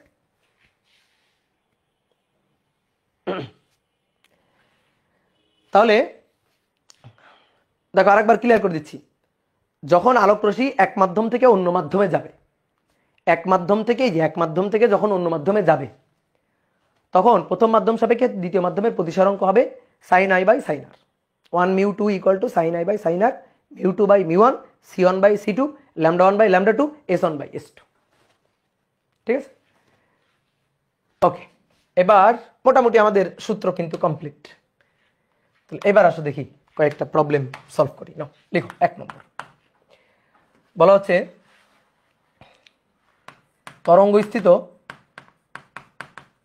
তরঙ্গস্থিত দুটি কণার দশা পার্থক্য 5π/2, তাহলে কণাদ্বয়ের পথ পার্থক্য কত হবে। তাহলে কণাদ্বয়ের পথ পার্থক্য কত হবে? দশা পার্থক্য 5π/2, খুবই ইজি কোশ্চেন। আমাদের চাইছে কি পথ পার্থক্য। আমরা ডেল ডেল এটা ইকুয়াল টু সূত্র কি জানলাম, 2π/λ ইন্টু ডেল এক্স, জানছি না সূত্র, দশা পার্থক্য পথ পার্থক্য সম্পর্ক। দশা পার্থক্য এই ডেল ডেল হবে দশা পার্থক্য, আর এই ডেল এক্সটা হবে পথের পার্থক্য। পথ পার্থক্য, দশা পার্থক্য আর পথ পার্থক্যের সম্পর্ক, ঠিক আছে, দশা পার্থক্য আর পথ পার্থক্যের সম্পর্ক। তাহলে ডেল ডেল এটা equal to 2π/λ into del X. আমাদের বলছে কণার দশা পার্থক্য এত, ভাই দশা পার্থক্য দেওয়া আছে 5π/2। তাহলে ডেল এক্স চাইছে 2π/λ ডেল এক্স। তাহলে পাই আর পাই কাটাকাটি গেল, তাহলে অতএব ডেল এক্স হবে 2 2 কেটে না, 2 2 আবার কেটে দিও না। তাহলে ডেল এক্স হবে 5λ ডিভাইডেড বাই 2 2 4। তাহলে 5/4λ। ধরো এরকম অপশন থাকবে 4/5λ, অপশন বি 5/4λ, অপশন সি 3/2λ, এরকম থাকবে। তাহলে সঠিক অ্যান্সার কোনটা? সঠিক অ্যান্সার হচ্ছে 5/4λ, বি। আসো 2 নম্বর, বলা হচ্ছে কোনো একটি তরঙ্গের দুটি কণার দশা পার্থক্য উৎস হতে 4π ও 9π। কণাদ্বয়ের মধ্যকার দূরত্ব কত? কণাদ্বয়ের মধ্যকার দূরত্ব কত? দেখো তো বোঝো কিনা। একটা তরঙ্গ, এই তরঙ্গ স্থিত দুইটা কণা, একটা কণার পথ পার্থক্য 4π আর একটা কণার 9π। আচ্ছা, পথ পার্থক্য আবার দুটো দেওয়া থাকে কেমনে, ভালো করে বোঝো। বলছে উৎস হতে মানে এই পয়েন্ট হতে, এই যে এই বিন্দু হতে, ধরো এই একটা কণা, আমি জানি না তো, আমি আন্দাজে লিখতেছি, ধরো এই কণাটা, এই বিন্দু হতে এই কণাটার পথের পার্থক্য 4π, আবার উৎস হতে আর একটা কণা যার পথের পার্থক্য 9π, বুঝছো? ধরো এই কণাটার পথের পার্থক্য 9π। কি আমার কথা বুঝলা? ওকে, ক্লিয়ার? তাহলে উৎস হতে এই কণার পথ পার্থক্য 4π, উৎস হতে এই কণার পথ পার্থক্য 9π। তাহলে এবার বলো তো ভাই এই কণাদ্বয়ের পথের পার্থক্য কত? সরি, পথ পার্থক্য বলতেছি, সরি, দশা পার্থক্য। উৎস হতে এই কণার দশা পার্থক্য 4π, উৎস হতে এই কণার দশা পার্থক্য 9π। তাহলে এদের মধ্যে দশা পার্থক্য কত? দশা পার্থক্য 5π, বোঝা গেছে? এবার দশা পার্থক্য 5π হলে এই কণাদ্বয়ের, চাইছে না, কণাদ্বয়ের মধ্যকার দূরত্ব কত? এই যে ভাই কণাদ্বয়ের মধ্যকার দূরত্ব এইটা, এই মধ্যকার দূরত্বটাই হচ্ছে কণাদ্বয়ের পথের পার্থক্য। তাহলে ডেল এক্স চাইছে, তাহলে আমরা চাইলে ডেল এক্স এর সূত্র কিন্তু একবারে লিখতে পারি। দেখো এখান থেকে ডেল এক্স ইকুয়াল টু হবে λ divided by 2π into del del, λ divided by 2π into del del. তাহলে λ ডিভাইডেড বাই 2π, ডেল ডেল হচ্ছে 5π, তাহলে পাই আর পাই কাটাকাটি, তাহলে 5/2λ आंसर। ঠিক আছে, 5/2λ आंसर ডান। 2 নম্বর। এবার আসো 3 নম্বর, বলা হচ্ছে শূন্য মাধ্যমে আলোর বেগ, শূন্য মাধ্যমে আলোর বেগ c হলে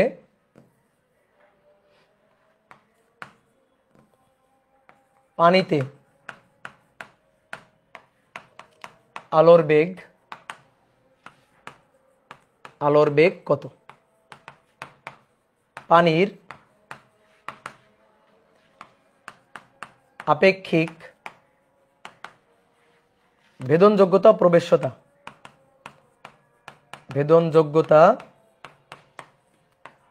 ও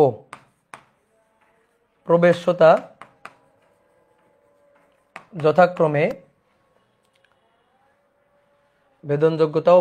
যথাক্রমে 20 ও 2। 20O5 তাহলে বলো তো দেখি কেমনে করব। শূন্য মাধ্যমে আলোর বেগ দেওয়া আছে c, ভালো কথা। পানিতে আলোর বেগ কত, বেগ চাইছে। আর কি দেওয়া আছে, আপেক্ষিক ভেদন যোগ্যতা ও প্রবেশ্যতা। তাহলে পানির আপেক্ষিক ভেদন যোগ্যতা এটা, তো ভেদন যোগ্যতা হচ্ছে এপসাইলন আর, ঠিক আছে, ভেদন যোগ্যতা এপসাইলন আর, আর প্রবেশ্যতা মিউ আর, ঠিক আছে, মিউ আর।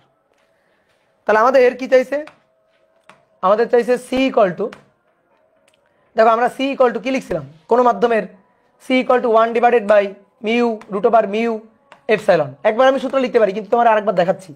এটাকে কি লেখা যায়, mu not epsilon, mu not mu R. এটাকে কি লেখা যায়, epsilon not epsilon R, epsilon R. এবার এইটা মানেই তো সি, সি নট, এটা মানেই হচ্ছে সি নট। তাহলে সি নট আর নিচে রুট ওভার মিউ আর এপসাইলন আর। দেখো এই সূত্রটাই ছিল। তাহলে আমরা চাইলে একবারে সূত্র লিখে দিই। এবার ধরো পানি মাধ্যমের সি ডাব্লিউ, সি ডাব্লিউ হচ্ছে শূন্য মাধ্যমের C nought divided by root over mu R epsilon R, বুঝছো? এবার মান বসে দাও, সি নট হচ্ছে সি, এবার রুট ওভার মিউ আর এপসাইলন আর, মিউ আর হচ্ছে 5 আর এপসাইলন আর হচ্ছে 20। তাহলে 5 গুণ 2, 5 দুগুণে 10, 100। তাহলে C divided by 10, C divided by 10।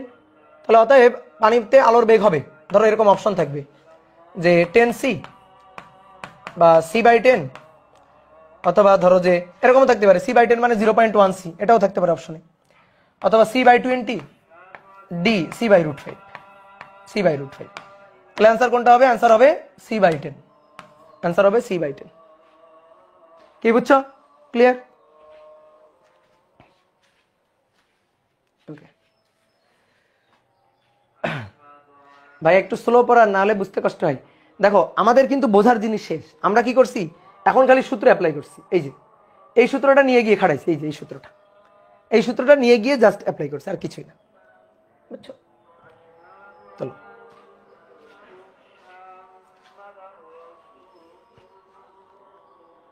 তরঙ্গের তীব্রতা লাগবে না, লাগবে, লাগবে, আসবো, সবই লাগবে।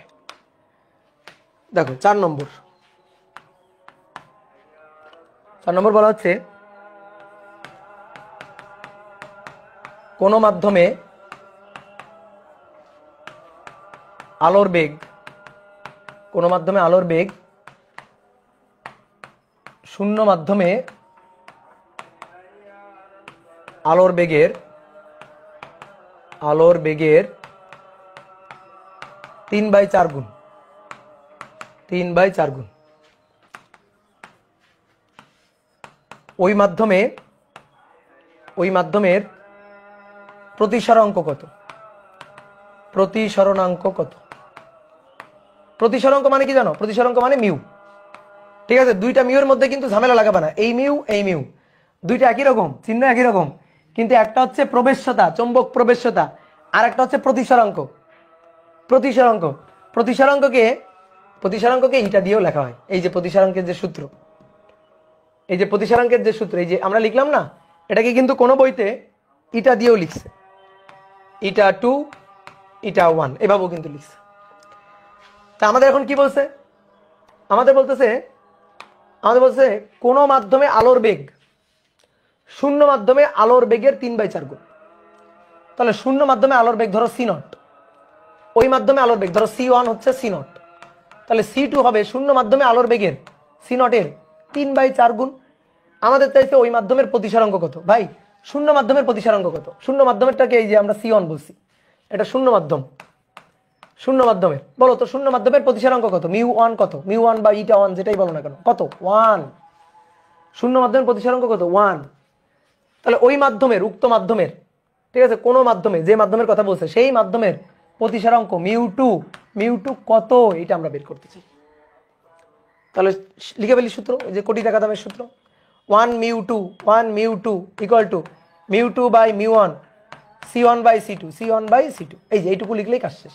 আমার আর বেশি দূর যাওয়া লাগবে না, এটুকু লিখলেই কাজ শেষ। তাহলে μ2 বাই μ1, μ2 এর মানটাই বের করতে চাই, μ1 এর মানটা 1, C1 হচ্ছে C0 আর C2 হচ্ছে 3/4 C0 কাটাকাটি 4 চলে গেল উপরে, তাহলে অতএব μ2 = 4/3, μ2 = 4/3। ওকে,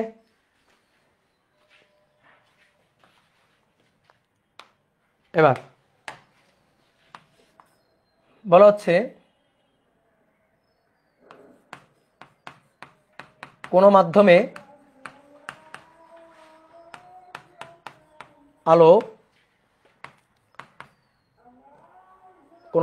আলোর আলোকবর্ষ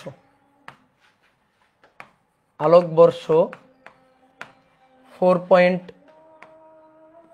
× 10⁹ কিলোমিটার।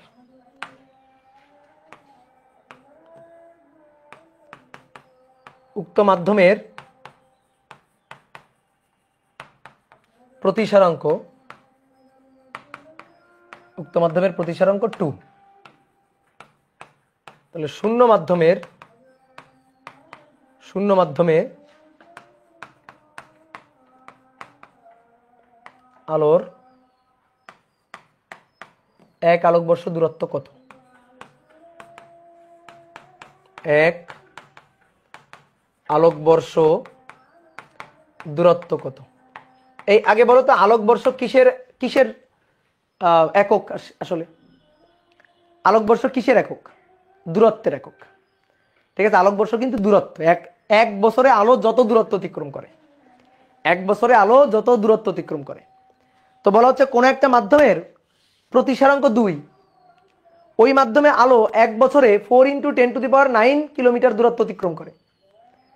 ঠিক আছে, 4 × 9 কিলোমিটার দূরত্ব 1 আলোকবর্ষ, সরি কিলোমিটার দেওয়া হয়েছে, সরি 1 আলোকবর্ষ 1.4 × 10⁹ ইয়ার। ঠিক আছে, এত ইয়ার হবে, লাইট ইয়ার। ঠিক আছে, এল ইয়ার হবে, লাইট ইয়ার 1 আলোকবর্ষ, ওটা কিলোমিটার হয়ে গেছে, সরি। তাহলে এবার বলতেছে শূন্য মাধ্যমে তাহলে 1 আলোকবর্ষ দূরত্ব কত হবে, কত লাইট ইয়ার হবে বলো? তাহলে কোন সূত্র? সেই কোটি টাকা দামের সূত্র। তাহলে আমাদের দূরত্ব চাইছে, তাহলে আমরা একটু লিখিত উক্ত মাধ্যমের প্রতিসারাঙ্ক, তাহলে উক্ত মাধ্যমটাকে আমরা বললাম ধরো C1, তাহলে সরি 1 বললাম, তাহলে μ1 হচ্ছে 2, তার জন্য অতিক্রান্ত দূরত্ব, তাহলে μ1 যদি হয় 2, তার জন্য 1 বছরে অতিক্রান্ত আলোর দূরত্ব, তাহলে এটা S1, তাহলে μ1 তার জন্য S1 4 × 10⁹ এত লাইট ইয়ার। তাহলে বলতেছে μ2 কত? μ2 শূন্য মাধ্যমে, তো শূন্য মাধ্যমের μ2 1, শূন্য মাধ্যম না, তা μ2 কত? শূন্য মাধ্যমের প্রতিসারাঙ্ক কত? 1, এটা মুখস্থ রাখবা। তাহলে শূন্য মাধ্যমে S2 কত হবে? তাহলে 1 μ2 = μ2/μ1, C1/C2 লাগবে না, λ1/λ2 লাগবে না, S1/S2। এই তাহলে μ2 এর মান 1, μ1 এর মান 2, S1 এর মান 4 × 10⁹, S2 এর মান চাই। এর চেয়ে সহজ ম্যাথ আর আবিষ্কার হয় নাই। 8 × 10⁹ লাইট ইয়ার। বুঝা গেছে? ওকে, বলো পারা যাবে? ওকে,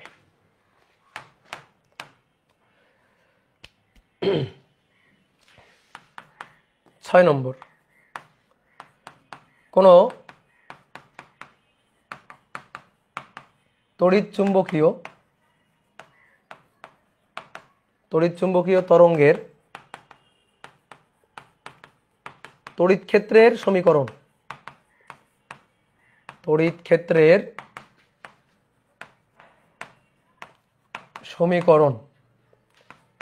E =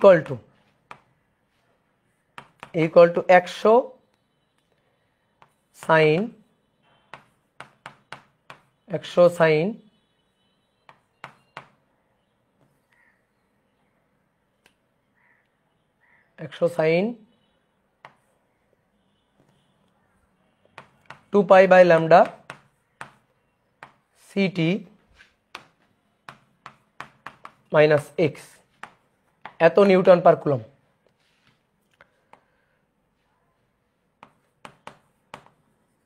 চৌম্বক ক্ষেত্রের শীর্ষমান, চৌম্বক ক্ষেত্রের শীর্ষমান কত আর চৌম্বক ক্ষেত্রের সমীকরণ কত, চৌম্বক ক্ষেত্রের সমীকরণ কত, চৌম্বক ক্ষেত্রের শীর্ষমান এবং চৌম্বক ক্ষেত্রের সমীকরণ লাগবে। বলো, নামাজের ব্রেক কখন দিব বলো, কয়টায় দিব? 4:10। আচ্ছা ঠিক আছে, 4:10। তাহলে চৌম্বক ক্ষেত্রের শীর্ষমান চাইছে ভাই, আমাদের ই এর সমীকরণ দেওয়া আছে, E equal to 100 sin 2π/λ CT minus X. তাহলে এটা ই নট না, আমাদের E equal to E nought, এটা ই নট। আমাদের চাইছে চৌম্বক ক্ষেত্রের শীর্ষমান কত এবং তার সমীকরণ কত। তাহলে ওই যে সূত্র ইসিবি চত্বর, তাহলে E not C B not, আমাদের বি নট লাগবে ভাই। তাহলে বি নট হবে ই নটের মান 100/3 × 10⁸ এত, এটাই রেখে দিবা। এবার তাহলে বি এর সমীকরণ লাগবে। আচ্ছা বি এর একক কি হবে? বি এর একক হবে টেসলা, বুঝছো? এই এককটার নাম হচ্ছে টেসলা, চৌম্বক ক্ষেত্রের একক, টি দিয়ে লেখা হয়। আর বি ইকুয়াল টু হবে বি নট মানে 100/3 × 10⁸ sin 2π/λ সিটি মাইনাস এক্স, এটা ঠিক আছে। এটা হচ্ছে বি এর সমীকরণ, আর বক্স দিতে হবে না, অ্যান্সার। ঠিক আছে, চৌম্বক ক্ষেত্রের একক টেসলা, তো যেহেতু এটার একক দেওয়া আছে কি নিউটন পার কুলম্ব, তাহলে এটার একক লাস্টে লিখে দিবা টেসলা, হয়ে গেল। বুঝা গেছে? ওকে, আচ্ছা 4টায়, আচ্ছা ঠিক আছে 4টায় দিয়ে দেবো, সমস্যা নেই, 4টায় দিয়ে দিব। ওকে, এবার 7 নম্বর বলা হচ্ছে একটা তড়িৎ চুম্বকীয়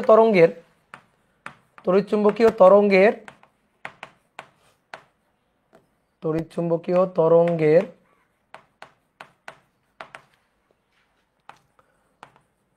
কম্পাঙ্ক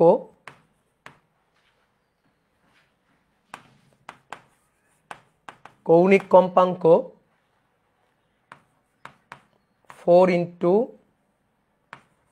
4π × 10⁻15 হার্টজ। সরি, কৌণিক কম্পাঙ্ক তো হার্টজ না, কৌণিক কম্পাঙ্ক হচ্ছে রেডিয়ান পার সেকেন্ড। কৌণিক কম্পাঙ্ক মানে ওমেগা, ওমেগার একক কৌণিক কম্পাঙ্ক ওমেগা। আচ্ছা, রেডিয়ান পার সেকেন্ড এটা দিলাম। তড়িৎ চুম্বকীয় তরঙ্গের কৌণিক কম্পাঙ্ক এত, আর চৌম্বক ক্ষেত্রের মান, চৌম্বক ক্ষেত্রের সর্বোচ্চ মান 6 × 10⁴ টেসলা। তাহলে তড়িৎ ক্ষেত্রের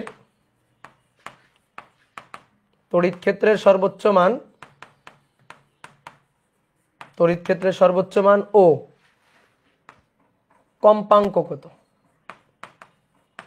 কম্পাঙ্ক এবং তরঙ্গ দৈর্ঘ্য কত, কম্পাঙ্ক ও তরঙ্গ দৈর্ঘ্য কত। ঠিক আছে, তাহলে কি কি দেওয়া আছে? একটা তড়িৎ চুম্বকীয় তরঙ্গের কৌণিক কম্পাঙ্ক দেওয়া আছে ভাই, ওমেগা দেওয়া আছে, ওমেগা এটা দেওয়া আছে, ওমেগা এই মানটা ওমেগা। আর চৌম্বক ক্ষেত্রের সর্বোচ্চ মান এটা বি নট দেওয়া আছে, বি নট। তাহলে তড়িৎ ক্ষেত্রের সর্বোচ্চ মান ই নট চাইছে, তাহলে E not equal to CB, তাহলে সি বি নট, তাহলে এর সাথে গুণ হবে সি, তাহলে 6 × 10⁴ × 3 × 10⁸। ঠিক আছে, তাহলে 3 6 18 গুণ 10⁻, 8 9 10 11 12 এত নিউটন পার কুলম্ব। এটা হচ্ছে ই নটের মান। এবার বলছে কম্পাঙ্ক আর তরঙ্গ দৈর্ঘ্য বের করো। ভাই এই যে ওমেগা ইকুয়াল টু 2πf, এই ওমেগা 2πf এটা হচ্ছে 4π × 10⁻15। তাহলে পাই কাটো, তাহলে অতএব ফ্রিকোয়েন্সি এফ হবে 2 গুণ 10⁻15 হার্টজ। বুঝছো? এফ এর মানটা বের করতে পারছো? গুড, এফ এর মানটা ডান। এবার চাইছে কি তরঙ্গ দৈর্ঘ্য, ল্যামডা চাইছে। ভি ইকুয়াল টু কি এফ ল্যামডা না? তাহলে ভি তরঙ্গ বেগ ইকুয়াল টু ফ্রিকোয়েন্সি গুণ তরঙ্গ দৈর্ঘ্য, তাহলে C equal to F lambda হবে, C equal to F lambda. তাহলে আমরা কি বের করতে চাই? ল্যামডা বের করতে চাই। ওকে, তাহলে lambda equal to C divided by F. তাহলে সি এর মান 3 × 10⁸, আর এফ এর মান 2 × 10⁻15, তাহলে 3/2 গুণ 10⁻8 বিয়োগ 15, তাহলে -7, তাহলে 3/2 গুণ 10⁻7 এত মিটার। দেখছো ক্যালকুলেটর লাগবে না, হিসাব কিন্তু হয়ে যাবে। 1.5 × 10⁻7। ওকে, ক্লিয়ার? তাহলে যাও এখন একটু ব্রেক। কতক্ষণ ব্রেক বলো?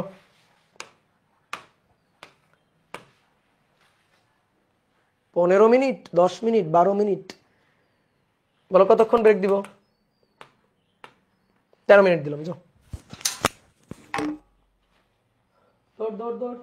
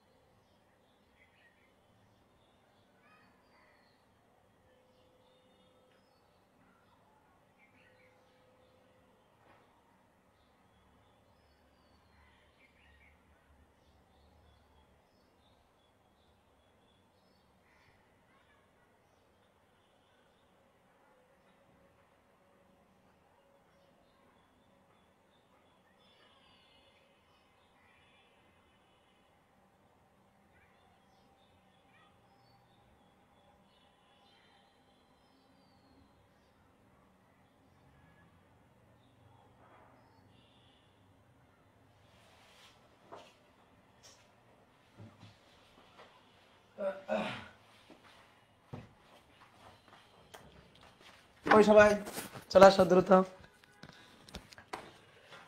কোথায় কোথায় কোথায় সবাই?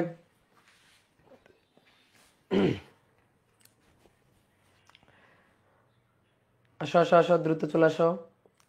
তাহলে আমাদের প্রথম অংশ শেষ, ঠিক আছে। এইবার আমরা ব্যতিচার এবং ইয়ং এর দ্বিচির পরীক্ষা এটা আলোচনা করব। ব্যতিচার ও ইয়ং এর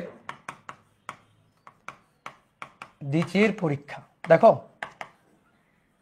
দুইটা তরঙ্গের উপরিপাতন সমদশায় এবং বিপরীত দশায় উপরিপাতনের ফলে লব্ধি তরঙ্গের বিস্তার সর্বোচ্চ এবং সর্বনিম্ন হয়। তো এই ঘটনাটাই হচ্ছে ব্যতিচার। কেমন ভাবে সর্বোচ্চ সর্বনিম্ন হয়? ধরো একটা তরঙ্গের বিস্তার হচ্ছে এ, তো এরকম দুইটা তরঙ্গ সমদশায়, সমদশায় মানে চূড়ার সাথে চূড়া, খাজের সাথে খাজ। এই যে চূড়ার সাথে চূড়া, খাজের সাথে খাজ, দেখো এভাবে এটার চূড়ার সাথে এটার চূড়া, তাহলে এ এ, এটার খাজের সাথে এটার খাজ, তাহলে মাইনাস এ দিয়ে এই দুইটা যদি যোগ করে আমি এদের এদের যদি লব্ধি আঁকি, তাহলে লব্ধি হবে এরকম বড়, অর্থাৎ এই বিস্তারটা হয়ে যাবে +2a, এই বিস্তারটা হয়ে যাবে -2a। ঠিক আছে, এটাকে বলা হয় সমদশায় উপরিপাতন। সমদশায় উপরিপাতন, সমদশায় উপরিপাতন বা গঠনমূলক ব্যতিচার, গঠনমূলক ব্যতিচার। ঠিক আছে। আর বিপরীত দশায় উপরিপাতন, চূড়ার সাথে খাজ, খাজের সাথে চূড়া, এরকম চূড়ার সাথে খাজ, খাজের সাথে চূড়া, +a -a -a +a, এই দুইটার উপরিপাতন হয়ে শূন্য, নাই, তরঙ্গ নাই, কারণ +a -a 0, -a +a 0, তাহলে এর কোনো লব্ধি বিস্তার নাই। এ হচ্ছে 0, এখানে যখন এ ছিল +-2 আইসে, দেখো এ এ +2a, -a -a -2a, তাহলে +-2 আইসে, এর হচ্ছে 0। তো এটাকে বলা হয় বিপরীত দশায় উপরিপাতন এবং ধ্বংসাত্মক ব্যতিচার।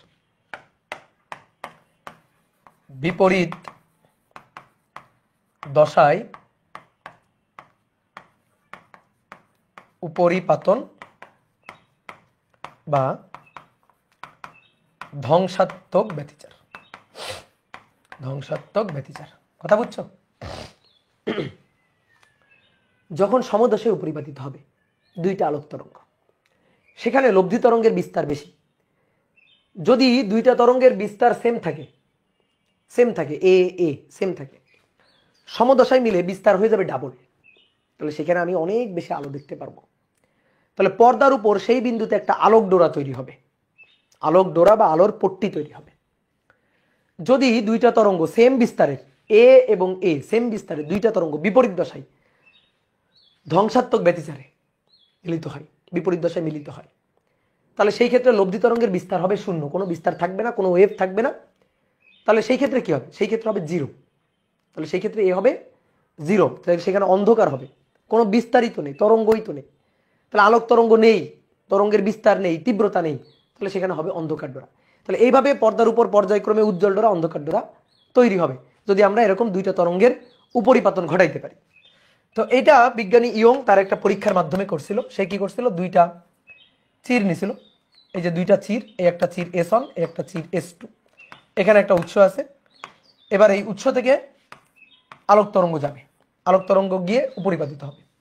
তাহলে এখান থেকে এবার তরঙ্গ নির্গত হবে, এখান থেকে তরঙ্গ নির্গত হবে, এখান থেকে নির্গত তরঙ্গ এই নির্গত তরঙ্গের উপর উপরিপাতিত হয়ে এই যে পর্দা, এই পর্দার উপর পর্যায়ক্রমে উজ্জ্বল অন্ধকার পট্টি তৈরি করবে। মাঝখানে হবে একটা উজ্জ্বল পট্টি, মাঝখানে এখানে হবে একটা উজ্জ্বল পট্টি, তারপরে আবার কি অন্ধকার, আবার উজ্জ্বল, তারপরে আবার অন্ধকার, নিচের দিকেও তাই, নিচের দিকেও তাই, এরকম তৈরি হতে থাকবে। ধরো পর্দার উপর কোন একটা পয়েন্ট, ধরো এই পয়েন্ট, ধরো পর্দার উপর এই একটা পয়েন্ট, তাহলে এখান থেকে এই যে তরঙ্গটা গেল, এখান থেকে এই যে তরঙ্গটা গেল, এর অতিক্রান্ত পথ S1, এখান থেকে যে তরঙ্গটা গেল তার অতিক্রান্ত পথ X2। ধরো দুইটা তরঙ্গ গেল এখান থেকে, এই একটা তরঙ্গ আর এই একটা তরঙ্গ, দুইটা তরঙ্গ গিয়ে এই পয়েন্টে উপরিপাতিত হয়েছে। পথের পার্থক্য, পথের পার্থক্য, এখান থেকে যদি লম্ব টানা হয় এর উপর, তাহলে দেখো এইটুকু পাওয়া যাবে পথের পার্থক্য। X2 পথটা বেশি, X1 কম, তাহলে এখান থেকে লম্ব টানলে এটুকু আমরা পথের পার্থক্য পাবো, যেটাকে আমরা বলবো ডেল এক্স, পথ পার্থক্য। ঠিক আছে? চির থেকে পর্দার দূরত্ব, এই যে চির, দুইটা চির, ভাই চির থেকে পর্দার দূরত্বকে ডি দিয়ে প্রকাশ করা হয়। চির থেকে পর্দার দূরত্ব ডি। চির দ্বয়ের মধ্যকার যে দূরত্ব, চির দ্বয়ের এই যে মধ্যকার দূরত্ব, এই দূরত্বটাকে এ দিয়ে প্রকাশ করা হয়, চির দ্বয়ের মধ্যকার দূরত্ব এ। তো এইবার আমরা একটু সূত্র লিখতে চাই। দেখো এখান থেকে যে তরঙ্গটা আসছে সেই তরঙ্গটা y1, এখান থেকে যে তরঙ্গটা আসছে সেই তরঙ্গটা y2। তাহলে y1 এর সমীকরণ হচ্ছে a sin 2π/λ, ভিটি এর জায়গায় হবে যেহেতু আলোক তরঙ্গ, তাহলে ct মাইনাস x1, আর এই তরঙ্গটা পথ অতিক্রম করে আসছে x2 পথ অতিক্রম করে আসছে, তাহলে y2 হবে, বিস্তার কিন্তু সেম, a বিস্তার sin 2π/λ, তাহলে ct মাইনাস x2। আমি চাই পথের পার্থক্য, পথের পার্থক্য চাই। দেখো এর দশা, প্রথম তরঙ্গটার দশা হচ্ছে এইটা, প্রথম তরঙ্গটার দশা হচ্ছে এইটুকু, দ্বিতীয় তরঙ্গের দশা হচ্ছে এইটুকু, এই দশা ডেল 1, এই দশা ডেল 2, দশা ডেল 1, দশা ডেল 2, তাহলে del del, del 1 minus del 2, del 1 minus del 2। এবার এটা থেকে এটা বিয়োগ করে দাও, 2π/λ, ct minus x1 minus ct plus x2, এইটা আর এটা কাটাকাটি, তাহলে 2π/λ x2 মাইনাস x1, এই x2 মাইনাস x1 এটাই হচ্ছে পথের পার্থক্য, del lambda, del lambda, sorry del del, এটা হচ্ছে 2π/λ। দেখো এই যে পথ পার্থক্য, এটা ডেল এক্স। দেখো এই যে সূত্রটা, এই সূত্রটা কিন্তু এখানেও আসে। এইবার খুব মনোযোগ দিয়ে শুনবা। দেখো যখন সমদশায় মিলবে, অর্থাৎ গঠনমূলক ব্যতিচার, গঠনমূলক ব্যতিচার, ঠিক আছে, আর এখানে লিখবো ধ্বংসাত্মক ব্যতিচার, ধ্বংসাত্মক ব্যতিচার। তো দেখো যখন গঠনমূলক ব্যতিচার, তখন ভাই দশা পার্থক্য শূন্য হবে, গঠনমূলক সমদশায়, তো দশা পার্থক্য শূন্য অথবা 2π অথবা 4π, পায়ের জোড় গুণিতক। সমদশায় মিলিত হইলে কি হয়? সমদশায় যদি মিলিত হয় তাহলে কি হয়? সমদশায় মিলিত হইলে পায়ের জোড় গুণিতক হয়, 0, 2π, 4π, 6π, 8π, তাহলে গঠনমূলক ব্যতিচারের জন্য ডেল ডেল এটা 2n পাই, বসাও তো ভাই এখানে 2n পাই, ডেল এক্স বের করো তো 2n পাই বসাই, 2n pi 2 pi by lambda del X, এইটা আর এইটা কাটাকাটি গেল, তাহলে ল্যামডা বাই 2 সামনে 2n, তাহলে ডেল এক্স কত হবে দেখো, ডেল এক্স গঠনমূলকের জন্য হবে 2n ল্যামডা বাই 2, অর্থাৎ ল্যামডা বাই 2 এর জোড় গুণিতক, ল্যামডা বাই 2 এর জোড় গুণিতক, তাহলে গঠনমূলক ব্যতিচার উজ্জ্বল ডোরা তৈরি হবে। ঠিক আছে, এই ক্ষেত্রে উজ্জ্বল ডোরা তৈরি হবে। তাহলে বলো তো ধ্বংসাত্মক ব্যতিচারের জন্য কি হবে? ধ্বংসাত্মক ব্যতিচারের জন্য, ধ্বংসাত্মক মানে বিপরীত দশা, তাহলে বিপরীত দশা মানে বিজোড়, তো বিজোড় হচ্ছে 2n মাইনাস 1 পাই, 2n মাইনাস 1 পাই, তুমি এখানে প্লাস 1ও দিতে পারো, যদি তুমি প্লাস দাও না তাহলে শুরু করতে হবে 0 থেকে, যেমন যদি বলে প্রথম অন্ধকার তোমার n এর মান বসাইতে হবে 0, যদি বলে দ্বিতীয় অন্ধকার তোমার n এর মান বসাইতে হবে 1, আমি তা চাই না, আমি চাই n এর মান যা বলবে তাই বসাইতে, যা বলবে তাই, তাহলে n এর মান যা বলবে তাই যদি আমি বসাইতে চাই তাহলে আমি 2n মাইনাস 1 দিয়ে লিখবো, মাইনাস দিয়ে লিখবো, মাথার মধ্যে ঢুকায় রাখো, বইতে দেখবা প্লাস দিয়ে লেখা আছে, কোনো সমস্যা নেই, প্লাস দিয়ে লেখা থাকতে পারে, কোনো সমস্যা নেই। ঠিক আছে, আমি মাইনাস দিয়ে লিখবো, n এর মান যা বলবে তাই বসাবো, ডেল এক্স, তাহলে ডেল এক্স হবে ওরকম একই রকম 2n minus 1 lambda by 2, n এর মান যা বলবে তাই, তাহলে এটা হচ্ছে অন্ধকার ডোরা। ঠিক আছে, অন্ধকার ডোরার জন্য এটা। এবার ম্যাথ করার জন্য দেখো ঘটনাটা আমরা মোটামুটি বুঝলাম, এগুলো এখন লাগে না, এগুলো এখন শেখানোর দরকার নেই, তারপরও ধারণা দেওয়ার জন্য মোটামুটি বললাম আমি তোমাকে। এইবার আসো আমাদের যে জিনিসটা লাগবে ভাই, আমাদের ম্যাথ করার জন্য যা লাগবে, তাহলে লিখো সুন্দর করে, ম্যাথ করার জন্য, ম্যাথ করার জন্য যে হিসাব নিকাশটা লাগবে, তাহলে দুই ধরনের ব্যতিচার, গঠনমূলক গঠনমূলক গঠনমূলক ব্যতিচার, গঠনমূলক ব্যতিচারে কি তৈরি হবে? উজ্জ্বল ডোরা। তাহলে উজ্জ্বল ডোরার শর্ত, উজ্জ্বল ডোরা তৈরি হইতে গেলে কেমন ভাবে মিলিত হইতে হবে? সমদশায় মিলিত হইতে হবে, তরঙ্গদ্বয়কে সমদশায় উপরিপাতিত হইতে হবে, সমদশায় উপরিপাতন হইতে হবে। ধ্বংসাত্মক ব্যতিচার, ধ্বংসাত্মক ব্যতিচার, ধ্বংসাত্মক ব্যতিচার কখন হবে? অন্ধকার ডোরা তৈরি হবে যখন, যখন বিপরীত দশায় মিলবে, অন্ধকার ডোরা আর বিপরীত দশায় উপরিপাতন, বিপরীত দশায় উপরিপাতন, বিপরীত দশায় উপরিপাতন।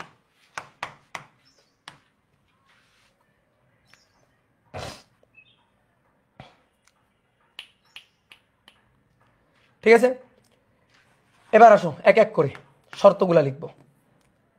প্রথমে আসো পথ পার্থক্য, সরি দশা পার্থক্য।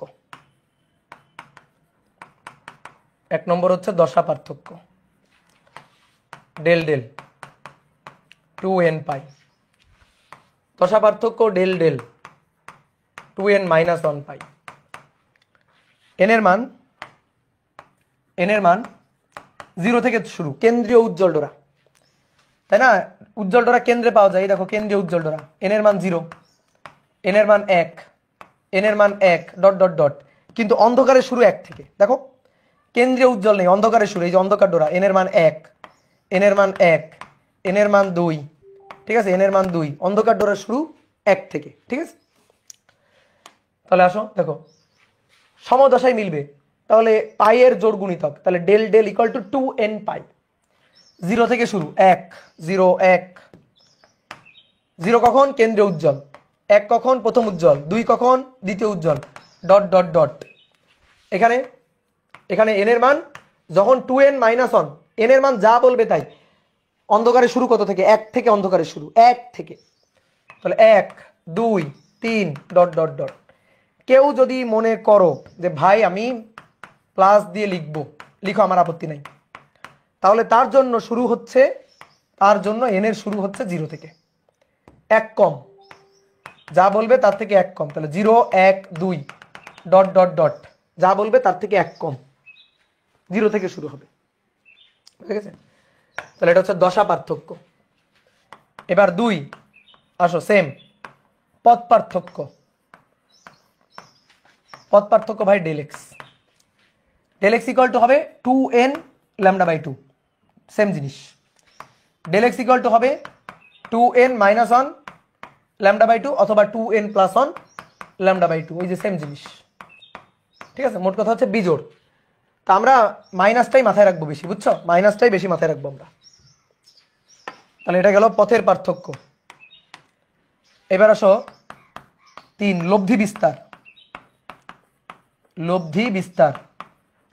ওই যে সমদশাই এ চূড়ার সাথে চূড়া +a + 2a - a - 2a তাহলে a হবে +- 2 আর এখানে a হবে 0 4 নম্বর লব্ধি তীব্রতা হবে I ম্যাক্সিমাম হবে 4I0 4 গুণ S1 এবং S2 অর্থাৎ উৎসের চিরের যে তীব্রতা তার তুলনায় 4 গুণ হবে অন্ধকার ভাই অন্ধকার কোনো আলোই নাই তার আবার তীব্রতা কোত্থেকে আসবে তাহলে অন্ধকারের তীব্রতা হচ্ছে 0 ঠিক আছে তারপরে n-তম ডোরার দূরত্ব n-তম ডোরার দূরত্বটা একটু বলি n-তম ডোরার দূরত্ব হচ্ছে এই যে এখান থেকে ধরো এই যে n-তম ডোরার দূরত্ব xn উজ্জ্বল হোক বা অন্ধকার হোক n-তম ডোরার দূরত্বের মূল সূত্র হচ্ছে এটা দেখো মূল সূত্র হচ্ছে এটা n-তম ডোরার দূরত্ব xn = del x d/a d হচ্ছে চির হতে পথের দূরত্ব a হচ্ছে চির দ্বয়ের মধ্যকার দূরত্ব এবার এই del x এর মান উজ্জ্বলের জন্য একটা বসাইতে হবে ওই যে 2n λ/2 আর অন্ধকারের জন্য বসাইতে হবে 2n - 1 λ/2 তাহলে xn = আমি যদি 2n λ/2 বসাই 2 কাটাকাটি n λ/a n λ/d/a ঠিক আছে তাহলে একবার উজ্জ্বলের জন্য একবার অন্ধকারের জন্য তাহলে লিখে ফেলি এবার উজ্জ্বলের জন্য এবং অন্ধকারের জন্য তাহলে xn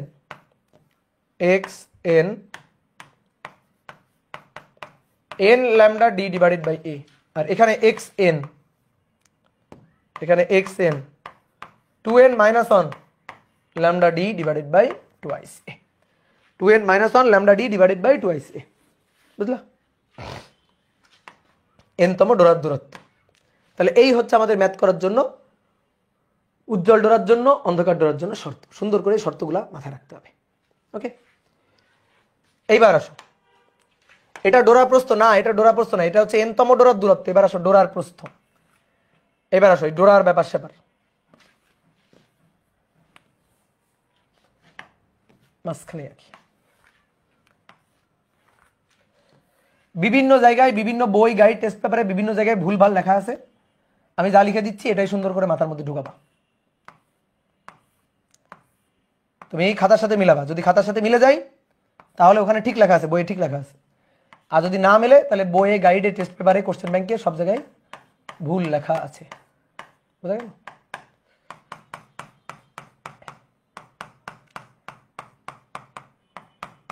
দেখো এগুলো হচ্ছে এক একটা ডোরা তো এইটা হচ্ছে ডোরা একটা ডোরা তো ডোরার প্রস্থ বা বেদ বা পুরুত্ব একটা ডোরার প্রস্থ বা বেদ বা পুরুত্ব বা পট্টির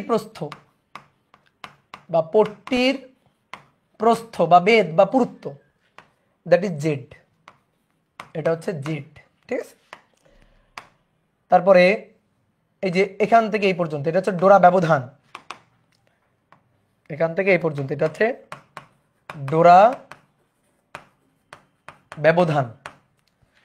ব্যবধান বা ঝালরের প্রস্থ এটা একটা উজ্জ্বল এবং একটা অন্ধকার ডোরা নিয়ে তৈরি হয় ঝালর তাহলে এটা হচ্ছে ঝালরের প্রস্থ ডোরা ব্যবধান বা ঝালরের প্রস্থ এটা যেহেতু এর চেয়ে একটু বড় দূরত্ব এটাকে যদি জেড দিয়ে লিখি তাহলে এটা হচ্ছে আমাদের দেখো এর ডাবল দূরত্ব দুইটা ডোরা মিলে ডোরার ব্যবধান তাহলে এটাকে বলবো ডেল জেড তারপরে দেখো এইখান থেকে এই পর্যন্ত দূরত্ব এটা হচ্ছে পরপর দুইটি দেখো পরপর দুইটি উজ্জ্বল ডোরার দূরত্ব পরপর দুটি উজ্জ্বল ডোরার মধ্যবর্তী দূরত্ব, পরপর দুটি উজ্জ্বল ডোরার মধ্যবর্তী দূরত্ব, দ্যাট ইজ ডেল জেড। দেখো এই দূরত্বটা যা এটাও তাই, এই যে ডোরা ব্যবধান বা ঝালরের প্রস্থ ডেল জেড, এটাও তাই, ডোরা ব্যবধান বা ঝালরের প্রস্থ একই জিনিস। তাহলে পরপর দুটি উজ্জ্বল ডোরার দূরত্ব ডেল জেড। তারপরে এখান থেকে এটা পরপর দুটি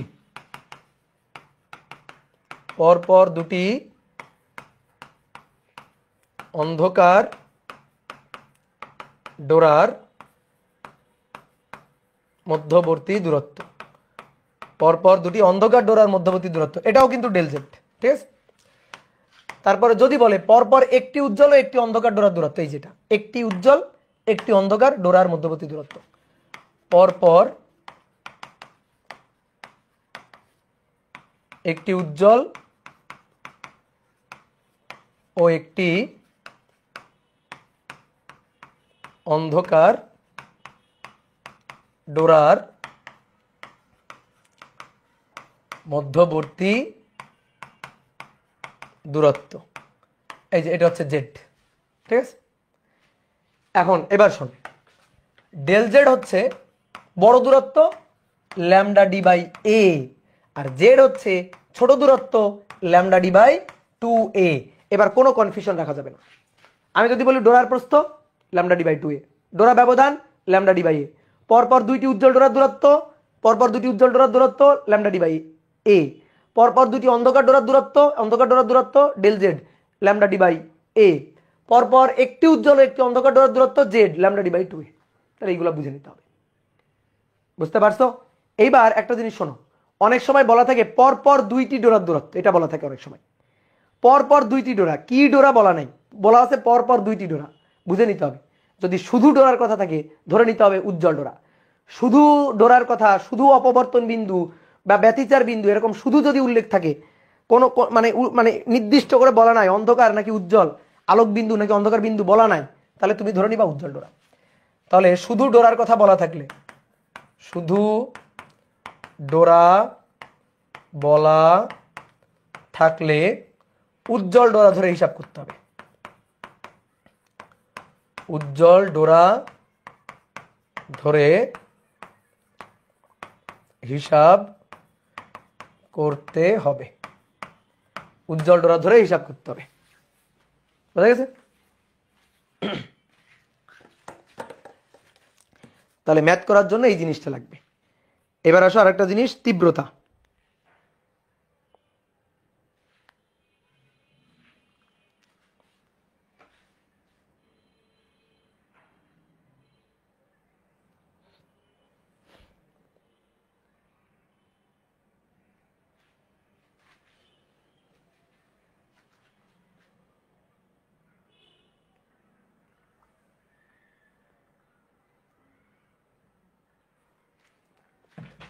ঠিক আছে, ওকে। এবার আসো তীব্রতা হিসাব, এটা খুব ইম্পর্টেন্ট জিনিস, তীব্রতার হিসাব করতে হবে। দেখো অলরেডি তীব্রতা আমি কিন্তু লিখে রাখছি, উজ্জ্বল ডোরার তীব্রতা 4i0, অন্ধকারের ডোরার তীব্রতা হচ্ছে 0, এটা S1 এটা S2। এবার এইখান থেকে আলোক তরঙ্গ নির্গত হচ্ছে, এখান থেকে আলোক তরঙ্গ নির্গত হচ্ছে, এটা হচ্ছে পর্দা, ঠিক আছে। এখান থেকে নির্গত আলোর তীব্রতা I1 I0, এখান থেকে নির্গত আলোর তীব্রতা I2 I0। কেন সেম? কেন? কারণ বিস্তার সেম। যে এখান থেকে নির্গত আলোক তরঙ্গের বিস্তার এ, এরও বিস্তার এ, তীব্রতার সাথে একমাত্র বিস্তারের সম্পর্ক, তীব্রতা সমানুপাতিক বিস্তারের বর্গের সমানুপাতিক। একটা সূত্র আছে, এটা লাগবে না তোমাদের, I = 2π² f² a² ρv। যেহেতু এটা তোমরা ধরো ফার্স্ট পার্টের 9 নম্বর চ্যাপ্টারে এই সূত্রটা আছে, তো তোমরা তো ফার্স্ট পার্টের 9 নম্বর চ্যাপ্টার পড়ো নাই, সো এই সূত্রটা তোমার জানতে হবে না, দরকার নাই। তুমি এখান থেকে আই এর সাথে এ এর সম্পর্কটা আমাকে বলো, আই এর সাথে বিস্তারের, তীব্রতার সাথে বিস্তারের সম্পর্ক হচ্ছে বর্গের সমানুপাতিক। তীব্রতা বিস্তারের বর্গের সমানুপাতিক, ঠিক আছে। তাহলে এর তীব্রতা I0, কারণ এর বিস্তার হচ্ছে a, এর বিস্তার a1 = a, এর জন্য বিস্তার a2 = a। তো যেহেতু বিস্তার সেম সেহেতু তীব্রতা সেম ধরলাম, এবার লব্ধি তরঙ্গের তীব্রতার মূল সূত্রটা কি হবে? লব্ধি তরঙ্গের তীব্রতার মূল সূত্রটা হবে, ভালো করে খেয়াল করো, এটা ডেরিভেশন করে আসে, তুমি শুধু সূত্রটা জানো, আমি ডেরিভেশন এখন দেখাবো না। আই ইকুয়াল টু হবে I1 plus I2 plus 2 root over I1 root over I2 cos del del. Del del কি? দশা পার্থক্য। Cos del del, del delta কি? ডেল ডেল হচ্ছে দশা পার্থক্য, এটা হচ্ছে দশা পার্থক্য, এটা হচ্ছে মূল সূত্র। ঠিক আছে, এইবার আসো, আমি যদি উজ্জ্বল ডোরার ক্ষেত্রে বা সাপোজ এই ক্ষেত্রে কি I1 আর I2 এর মান তো সেম, তো যদি I1 I2 সেম I0 বসাই তাহলে কি আসে দেখি। I ইকুয়াল টু আসে I1 এর মানও I0, I2 এর মানও I0 plus 2 root over I0 root over I0 cos del del, দশা পার্থক্য 2I0, এটা 2 root over I0 root over I0, তার মানে কি 2I0 কস ডেল ডেল। এবার 2I0 কমন নাও, কমন নিলে কি থাকে? 1 প্লাস কস ডেল ডেল, তো 1 plus cos del del, 1 plus cos theta 2 বলো প্লাস যেহেতু আছে তাহলে সাইন স্কোয়ার না কস স্কোয়ার, তাহলে 2 cos square del del by 2, তাহলে 2I0 into 2 cos square del del by 2, 2 গুণ 2 4, তাহলে অতএব I equal to 4I0 cos square del del by 2, তাহলে 4I0 cos square del del by 2, এই হচ্ছে সূত্র। ঠিক আছে, এখন দেখো তো উজ্জ্বল ডোরার ক্ষেত্রে সমদশাই মিলবে না, তাহলে ডেল ডেল, উজ্জ্বল ডোরার ক্ষেত্রে ডেল ডেল হবে 2n পাই, বসাও তো I maximum 4I0 cos square 2n পাই ডিভাইডেড বাই 2, ভাই 2 কাটাকাটি, n এর মান ইচ্ছা মতো একটা বসাও, n এর মান 1 2 3 4 যা খুশি বসাও, 1 বসাও পাই, তাহলে cos পাই মানে cos 180 -1 এর বর্গ করলে প্লাস 1, যদি n এর মান 0 বসাই তাহলে cos 0 এর মান 1 বর্গ করলে 1, তাহলে কত থাকতেছে দেখো তো, I ম্যাক্সিমাম কত থাকতেছে 4I0, দেখছো পাইছো? তাহলে উজ্জ্বলের তীব্রতা হবে 4I0, আর অন্ধকারের তীব্রতা হবে, দেখি অন্ধকারের হিসাবটা করি, অন্ধকার ডোরা, তো ভাই অন্ধকার ডোরার জন্য দশা পার্থক্য কত? 2n -1 পাই, তাহলে বসাই I মিনিমাম, দেখি কত আসে 4I0 cos স্কয়ার 2n -1 পাই ডিভাইডেড বাই 2, বুঝছো? আমরা কি করলাম, এই ডেল ডেলের জায়গায় এইটা বসাই দিলাম। এবার n এর একটা মান বসাও তুমি নিজের ইচ্ছা মতো, ধরো না একটা n এর মান, আচ্ছা ধরো 1, তাহলে 2 বিয়োগ 1 বাই 2, তাহলে 1 বাই 2 মানে half, pi by 2 90 degree, cos 90 degree 0, তাহলে 0 এর সাথে যা গুণ হবে সবই হবে 0, তাহলে দেখছো I মিনিমাম কত হচ্ছে? I মিনিমাম হচ্ছে 0, বুঝলা? আর যদি মনে করো যে ভাই ধরেন এই দুইটার তীব্রতা সেম না, ধরেন I1 I2 হইলো আলাদা আলাদা তীব্রতা হইলো, তখন আমি কি করব ভাই? তখন এই যে মূল সূত্র খাটাবা, ঠিক আছে, তখন মূল সূত্র খাটাইতে হবে। তো চলো দেখি আমরা দু একটা ম্যাথ দেখি, তাহলে মোটামুটি আমাদের সূত্র ডান। এবার আসো ম্যাথ, বলা হচ্ছে 4I ও 9I তীব্রতার দুটি তরঙ্গের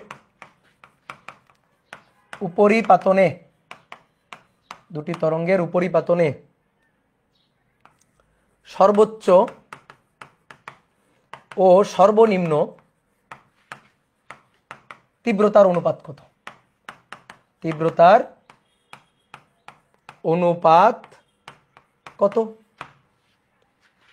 বলো, সহজ না? সর্বোচ্চ সর্বনিম্ন তীব্রতার অনুপাত কত? 4I 9I, তাহলে সর্বোচ্চ I ম্যাক্স যোগ হয়ে যাবে, সর্বোচ্চ চাইছে তাহলে এই দুইটা যোগ করে দাও, 4I প্লাস 9I, তাহলে 9 10 11 12 13 13I, আর সর্বনিম্ন মানে বিয়োগ করে দাও I মিনিমাম, তাহলে 4I এবং 9I এর ডিফারেন্স, তাহলে 5I বিয়োগ করে দাও, তাহলে I ম্যাক্স এবং I মিনিমাম এটা সমান সমান I কাটাকাটি 13 বাই 5, I কাটাকাটি 13 বাই 5, গুড, ভেরি গুড। এবার এই ভেরি গুড তো হয় নাই, এটা তো ভুল হয়ে গেছে। 13/5 যে হবে না।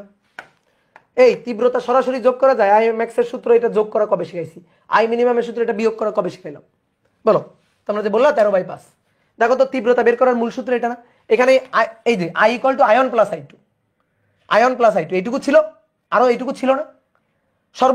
সর্বোচ্চ বিস্তার, সরি সর্বোচ্চ তীব্রতা, সর্বনিম্ন তীব্রতা বের করতে হবে। সরাসরি যোগ সরাসরি বিয়োগ করা যাবে না, ঠিক আছে? সরাসরি বিয়োগ সরাসরি যোগ করা যাবে না, হবে না এভাবে। তাহলে আর কিভাবে হবে? দেখো তো কিভাবে হবে। আই ম্যাক্সিমাম, আসলে আমি ম্যাক্সিমামটা বের করবো। সূত্র কি? সূত্র হচ্ছে I one plus I two plus 2 root over I one root over I two. আচ্ছা, সর্বোচ্চ পাওয়া যাবে কখন? সর্বোচ্চ পাওয়া যাবে কখন? যখন সমদশায় মিলবে, অর্থাৎ দশা পার্থক্য হবে 0 বা 2n পাই। 0 বসাইতে পারো, 2 পাই বসাইতে পারো, 4 পাই বসাইতে পারো, 6 পাই বসাইতে পারো, যা খুশি। সমদশায় মিলবে তখনই তো এটা হবে। তাহলে আয়নের মান 4i, আই টু এর মান 9i plus 2 root over 4i root over 9i cos 0 1। 4 এর বর্গমূল করলে 2, 9 এর বর্গমূল করলে 3, 3 দুগুণে 6, 6 দুগুণে 12, তাহলে 9 10 11 12 13, তাহলে 13i যোগ 12i, তাহলে 13 আর 12 যোগ করলে 25i, 25i। এটা হচ্ছে আই ম্যাক্স, 25i। এবার I minimum, I minimum, minimum I one plus I two plus 2 root over I one root over I two cos del del, বুঝছো? মিনিমাম, তো মিনিমাম দেখি 4i 9i 2 root over 4i 9i cause del ডেলের মান কত বসবে? 180 অথবা পাই বা 3 পাই, মিনিমাম বিপরীত দশা, তাহলে মাইনাস, এখানে চলে আসবে minus cos 180, cos 180 degree minus, তাহলে 13i বিয়োগ 12i, 13 এবং 12 বিয়োগ করলে i। এবার অনুপাত আই ম্যাক্স আর আই মিনিমাম, অনুপাত হচ্ছে 25/1, বুঝছো? এই দেখো 25 আর আই, তাহলে 25/1, এটাই হচ্ছে অ্যান্সার। তাহলে একটু বুঝতে হবে, বুদ্ধি খরচ করতে হবে, ঠিক আছে? আবার ভুল নাই, এটা হয়েছে। আবার ভুল কিসের? আবার ভুল কিসের? দাদা 0D কেমনে হইলো? কোথায় 0D? 0D কোথায়? 0D বুঝলাম না, 0D কোথায় গেল? 0 ডিগ্রি। এই সমদশা মানে কি রে পাগল? ম্যাক্সিমাম কখন হয়? সমদশায় না? সমদশায়। তো সমদশা মানে কি? 0 ডিগ্রি, 2 পাই, 4 পাই, 6 পাই বসাও। আর বিপরীত দশা মানে কি? সর্বোচ্চ সর্বনিম্ন। এই ভাই সর্বোচ্চ পাওয়া যায় কখন? 0 ডিগ্রিতে। সমদশাতে। সর্বনিম্ন পাওয়া যায় কখন? বিপরীত দশাতে, ঠিক আছে?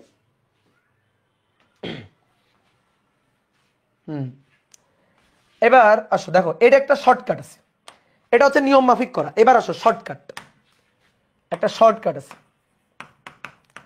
দেখো, তীব্রতা সরাসরি যোগ করা যায় না, কিন্তু বিস্তার কিন্তু সরাসরি যোগ করা যায়। কি যোগ করা যায়? বিস্তার। বিস্তার কেমনে? এই যে প্রথমেই তো তোমার দেখাইছিলাম বিস্তার। দেখো তো, এ আর এ যোগ করে সমদশায় 2a, এ আর এ বিয়োগ করে বিপরীত দশায় 0, তাহলে বিস্তার কিন্তু সরাসরি যোগ বিয়োগ হয়, বুঝছো?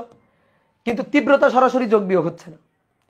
তাহলে দেখো তো, আমাদের দেওয়া আছে দুইটা তরঙ্গের তীব্রতা, ভালো করে বুঝবা। তীব্রতা দেওয়া আছে, একটা দেওয়া আছে 4i আর একটা দেওয়া আছে 9i। ওকে, আমি তীব্রতা থেকে বিস্তারে যাব, এদের বিস্তারে, তীব্রতা থেকে বিস্তারে যাব।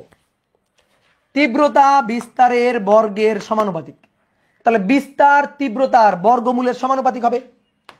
তাহলে তোমরাই বলো, তীব্রতা 4i 9i হলে, তীব্রতা 4i 9i হলে 4i এর জন্য বিস্তার কয় একক হবে? বলো।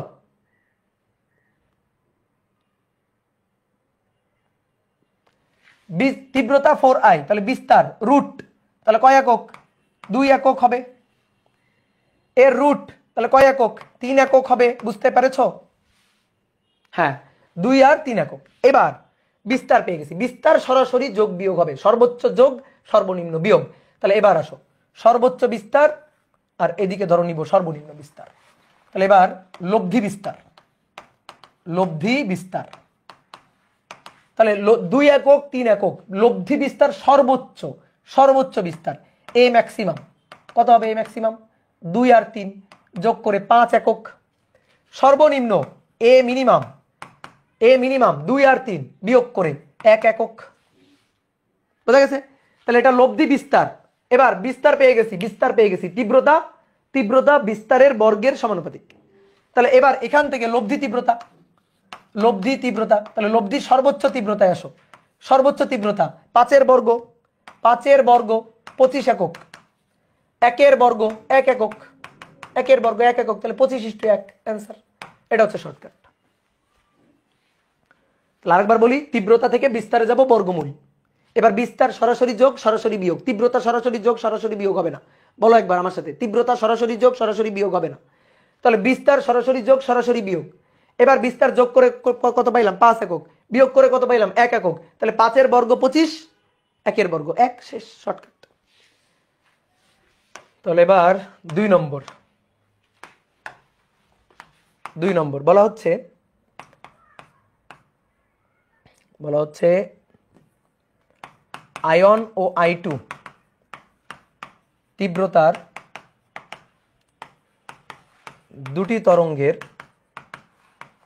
দুটি তরঙ্গের উপরিপাতনে সৃষ্ট লব্ধি তীব্রতার সর্বোচ্চ সর্বনিম্ন মানের যোগফল কত? লব্ধি তীব্রতার সর্বোচ্চ ও সর্বনিম্ন মানের যোগফল কত? সর্বোচ্চ এবং সর্বনিম্ন মানের যোগফল কত চাইছে? Option A I one plus I2, option B √ I one plus I2, option C √ I one square plus I2 square, option D none. সর্বোচ্চ এবং সর্বনিম্ন তীব্রতার মানের যোগফল কত? ঠিক আছে, আচ্ছা নান না দিয়ে আরেকটা দিয়ে দিই, 2 আয়ন প্লাস I2, দেখি কি হয়। ঠিক আছে, দেখি এগুলোর মধ্যে হয় কিনা। তাহলে আইম্যাক্স আর আই মিনিমামের যোগফল, তাহলে আইম্যাক্স আর আই মিনিমাম, দেখো খুবই সহজ। IMAX ion plus I2 plus 2 ion I2 cos 0 degree, cos 0 degree 1, বুঝছো? cos 0 degree, cos 0 degree 1। এবার মিনিমাম, তাহলে মিনিমাম হচ্ছে I one plus I2 plus 2 ion I2 cos পাই বা cos 180 degree, cos 180 degree minus cos 0 degree plus এইটা আর এইটা vanish. তাহলে কি থাকলো? 2 ion ion, 2 ion I2 2 I2, তাহলে 2 আয়ন প্লাস I2। কত সহজ জিনিস। Option D, option D correct, option D correct.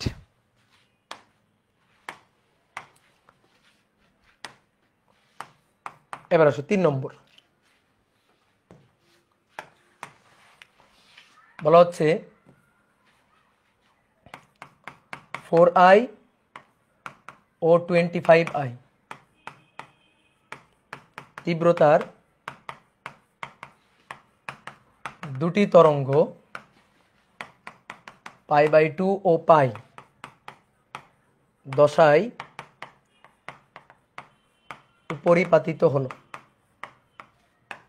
উপরিপাতিত হলে এদের লব্ধি তীব্রতার অনুপাত, লব্ধি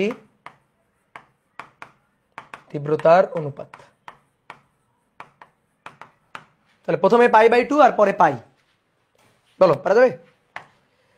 আইম্যাক্স, সরি ম্যাক্সিমাম তো না, যখন π/2, তাহলে π/2 দশায় যখন মিলিত হয় তখন ধরো তীব্রতা ধরো বললাম আই কি বলবো, I1 বললাম ধরো, তাহলে 4i, সূত্র লিখতেছি 25i ion plus I2, 25i 2 √4i 25i cos 90 degree, cos π/2 দশা পার্থক্য, cos π/2 তো cos বাই 2 বাদ, তাহলে 25, 26, 27, 28, 29, 29i, কারণ cos 90 ডিগ্রি 0 বাদ। এবার যখন পাই দশাতে মিলিত হবে তখন i2, তাহলে 4i 25i 2√4i 25i cos পাই মানে 180 মাইনাস, তাহলে 29i মাইনাস 5 5 25, 2 দুগুণে 4, তাহলে 5 দুগুণে 10, 10 দুগুণে 20, তাহলে 20i √i মানে i, তাহলে কত 9i। তাহলে অনুপাত চাইছে i1 বাই i2, অনুপাত হচ্ছে 29/9, 29/9 আসছে।